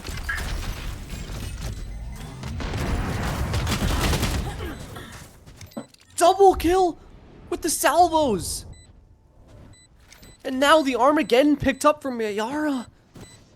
And this one's just looking like a done deal. Last player standing. It's not Jover yet. Anyway. Luna sticking the defuse. Battison. All they need to see is the kneecap and the wall bang with the tour de force comes through. SaD Frost reaches match point. HyperSpeed. It's a do or die moment. If they take the L here on Bind, it's over. Yeah. And SaD back on Lotus, if you can remember how long ago that was. They were able to make a comeback from down being 7-12, 5 rounds in a row. Now a similar feat being needed from the defense of HyperSpeed. 6 in a row for them, though, as Elf gets posted deep into showers, something that hasn't really happened so far. Is Ariel aware of this? They seem like they are. Just half checking the corner. And gets punished. Yet another showstopper. Not bringing the results that it needs to. Astralis does get that pick. Right there. 4 versus 4. Spike still up. Astralis is completely trapped. Cornered in teleporter now. With 2 guns. 2 stingers. Pointing right at them. And there we go. The paint shells from the other side of the map through the teleport. Vi is sending a Kobe towards Astralis. There's no escape from that. Miara and company, however, going to turn their attention back towards A site. Spike still on the back. Elf gets annihilated off of the stun, but Vi's there for the trade. Paint shells to displace. Spike recovered. Battison covering the showers angle to ensure a successful plant. 30 seconds left. Okay, they just need to get Spike down, but the fault line interrupts the plant. Vi picks up a third, but gets traded out. It's all down to Battison with an operator and a dream. Looking to seal the deal and take that crown for SaD Frost. It all comes down to this. Can HyperSpeed be successful on this retake? Will they stay alive, or will Battison clutch up for the fattest W in history? They're going to back off. Good decision to back off that angle, but the flashes are too strong. 1 versus 2. HyperSpeed playing phenomenally together, holding hands. Fallacy gonna keep HyperSpeed alive just a little bit longer. SaD Frost is quaking. My ult's ready. Not your day, is it? And what an intense one. I mean, I'm not getting the message. it was difficult for Battison, but I mean, I know I had my cheeks clenched there. I was sitting in my chair waiting for the full blinds headshot. But no, a response for HyperSpeed, a lifeline. But even at that, they got the round. But look at the buy, Mickey. It's a Spectre, a Bulldog, a few rifles. So are able to bring a little bit into this. On the other side, Annihilation in the hands of Astralis. Miara with the with the Armageddon, excuse me. And Ariel, pretty close to that showstopper, so if they can just get these ultimates and invest them all into one big round that they have an advantage in, that's all they need, is 1 round. Oh, Evie had that. Evie had Astralis dead to rights, but the spray didn't come through. Battison, however, follows up. And SaD Frost are here to dominate this round. Taking down 2 pretty early on for HyperSpeed. Vi, oh my goodness gracious, nailed to the wall. And it just comes down to a 2 versus 5 HyperSpeed. I feel like we just saw this, but this time it's significantly more in the favor of SaD Frost here. Oh no, the cocoon. There's no hope for Elf to free Luna. They are going to pick one up, and that, ladies and gentlemen, is all she wrote. 13-7. SaD Frost are your Tenax Series champions. And what a series to do it with, Mickey. I mean, I wouldn't have it any other way. 3-1 over HyperSpeed White to secure themselves their 3rd championship in a row. I mean, these guys are just building a dynasty here at Tenax. No, they absolutely are. What a series it was. And I mean, just mind blowing. The ups and downs, the roller coaster that we had to get to this three-peat with SaD Frost taking it. Zero Fight, Mickey, amazing job on the cast today.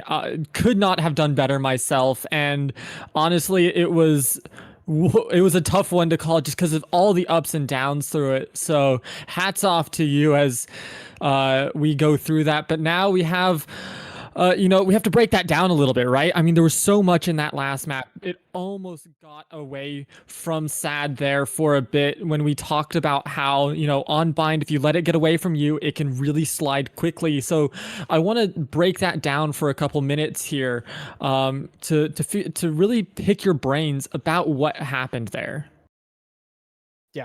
Absolutely. And we're going to see the stats here up in a second. And I do think while there are many different ways we could talk about how this was such an interesting win and how this was such a good win for SaD Frost, it does come down to the players. I mean, look, Battison, massive performance for them. I even said, I don't think we're going to see a chamber. That's not what we're going to see. Battison proving me wrong. That very aggressive chamber play was just constantly a nuisance and a thorn in the side of HyperSpeed, putting up massive numbers. And they're not the only one. Astralis, Ariel, they're all putting up massive numbers, all being big influencers throughout the entirety of not just the map, but the whole series. Agreed. And I gotta say, I mean, like you said, it's just the individuals coming out on top at the end of the day. I mean, Battison and Astralis have been these core players for SaD Frost. I mean, time and time again, we can see why this organization has stuck by their side as, I mean, the results speak for themselves, man. No, they absolutely do. And as we start to wrap things up a little bit, we're working on getting an interview right now with one of the winners from SaD Frost. But before that happens, Soren, we have at least one round to break down from that last map. So why don't you take it away while we get this other stuff sorted out?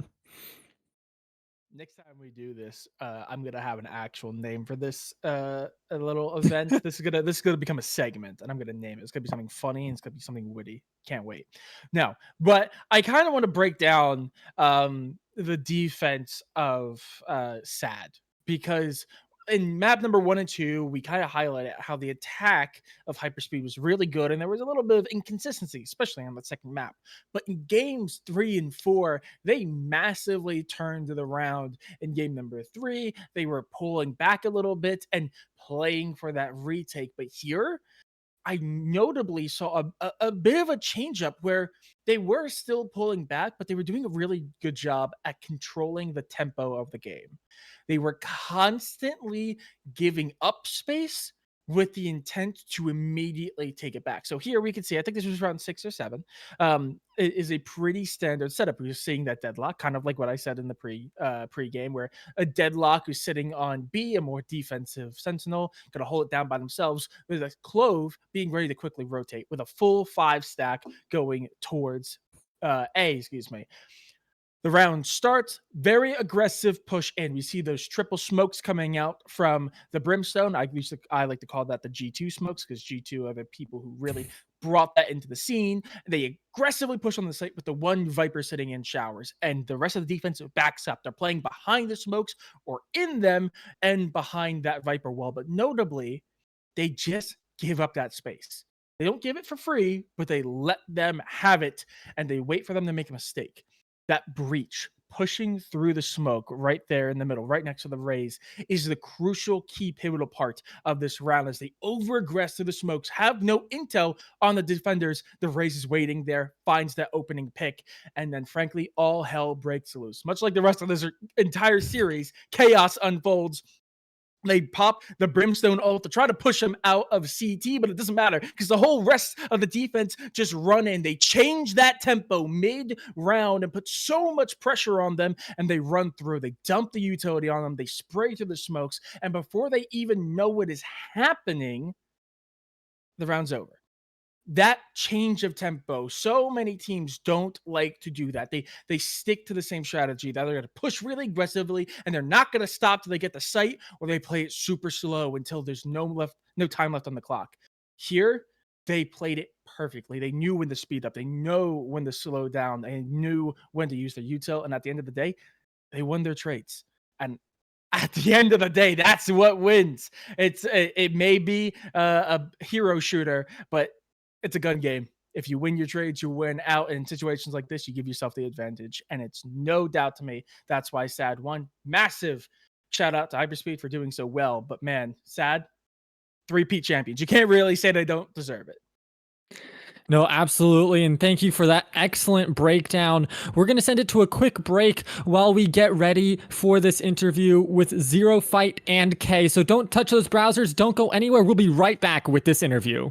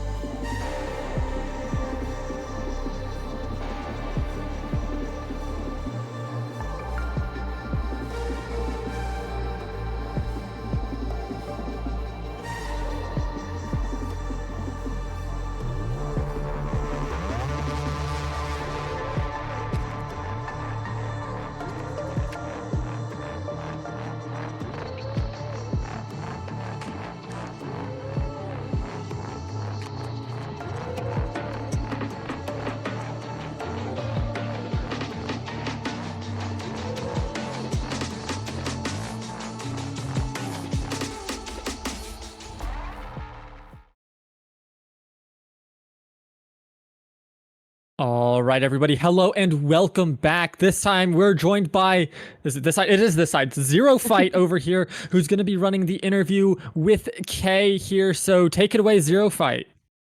Yeah, thank you so much, Ice Fire Ride, as well as thank you, Kay, for joining me after, a strong victory, 3-1 over HyperSpeed Whites to claim your second Tenax Series championship for yourself, the third for your organization of SaD Esports. You have to be feeling good after that one. Any initial thoughts just coming hot off the victory? Yeah, it's always good winning. It is my second, SaD's third.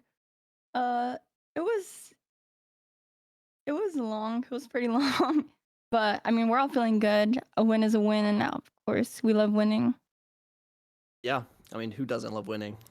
And with that, it started off a bit rocky. It was HyperSpeed actually up 12-7 over on Lotus, and then you guys made a 5-round comeback to push it to OT, and then a little bit back and forth before you guys were able to close it out 15-13. What was going on in the comms during that comeback, and what kind of got you guys across the line to get those 5 rounds in a row? Yeah. On Lotus, they weren't really doing anything special. We kind of were just losing to ourselves rather than to them. And then once we got into the groove of things and like seeing what they were doing, we started beating them. Yeah, well, I can't say you're wrong there. You definitely did come back, and it was pretty dominant, especially on that last map. But like I said, it was a bit of back and forth on Haven. It was your guys' map pick, and you guys have shown dominance on it previously. You were undefeated before that map loss. It's the only map loss of your guys' entire season, so a pretty small stain on a pretty flawless record. But you 13-0'd Nightshade, and then I believe it was you won over YDZ. But what went wrong in your minds on that on second Haven? map? Yeah. Yeah. So, with this team specifically, we're really bad at Haven. I don't know what it is. I think we're just cursed on Haven no matter what comp we run. So, I don't know. We kind of were just doing dumb stuff. We just weren't playing the way we were playing, and their Cypher had a life. I'm just kidding. I don't know. Hey, get a little spicy. Yeah, I don't know. We were playing like dummies, but it's okay. Yeah, got the victory in the end. What's one map loss? If you can get the other 3. But yes. Just before, I don't want to take too much of your time, but before I take us out, is there any shout outs you'd like to give? Any big thank yous that you'd like to give while you're here on the interview stage? Yes. Shout out to my boyfriend, Krim, the best. My team is awesome. I love all of them. Madison's awesome. Aurora's awesome. Miara's awesome. Mara's awesome. They're all awesome. GG's to the other team as well. And GG's, or thank you for Tenax for hosting. It should have been a 3-0, but it is what it is. Like to see that confidence. Hopefully we can see you guys more in the future. But Ice Fire Ride, I think that's going to be all from us tonight. It was a long night, but it was an absolute great ending to the Tenax Series 3. I couldn't have asked for a better one. No, it absolutely was a great cap to the season with an amazing grand finals, the best one yet. And I can't thank you, Zero Fight, enough for joining us. Multitudes on production and doubling as the observer as well. Sir Mickey being one of the mainstay casters, Soren stepping in, and unfortunately Hydrox couldn't be here tonight, but another one of the mainstay casters here through the production put on by Tenax Studios. So thank you to everybody who tuned into the Tenax series presented by Harmony. This is going to be the last stream for us until season 4, so keep an eye out for that, as details will be coming out soon. But for now, thank you, have a good time, don't enter ranked games, and we'll see you for season 4.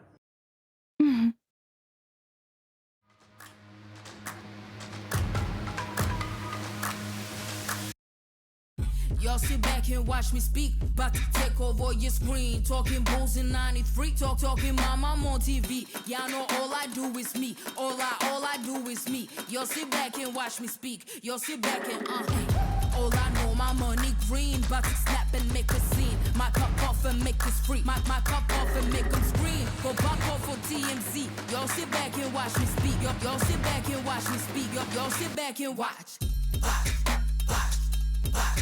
Watch me. Watch me. Watch me. Sit back and watch. Sit back. Sit back. Sit back. Sit back. Money long, nothing on credit. I got style, don't catch no feelings. All this bread ain't got no lettuce. I got style, don't catch no feelings. Watch me.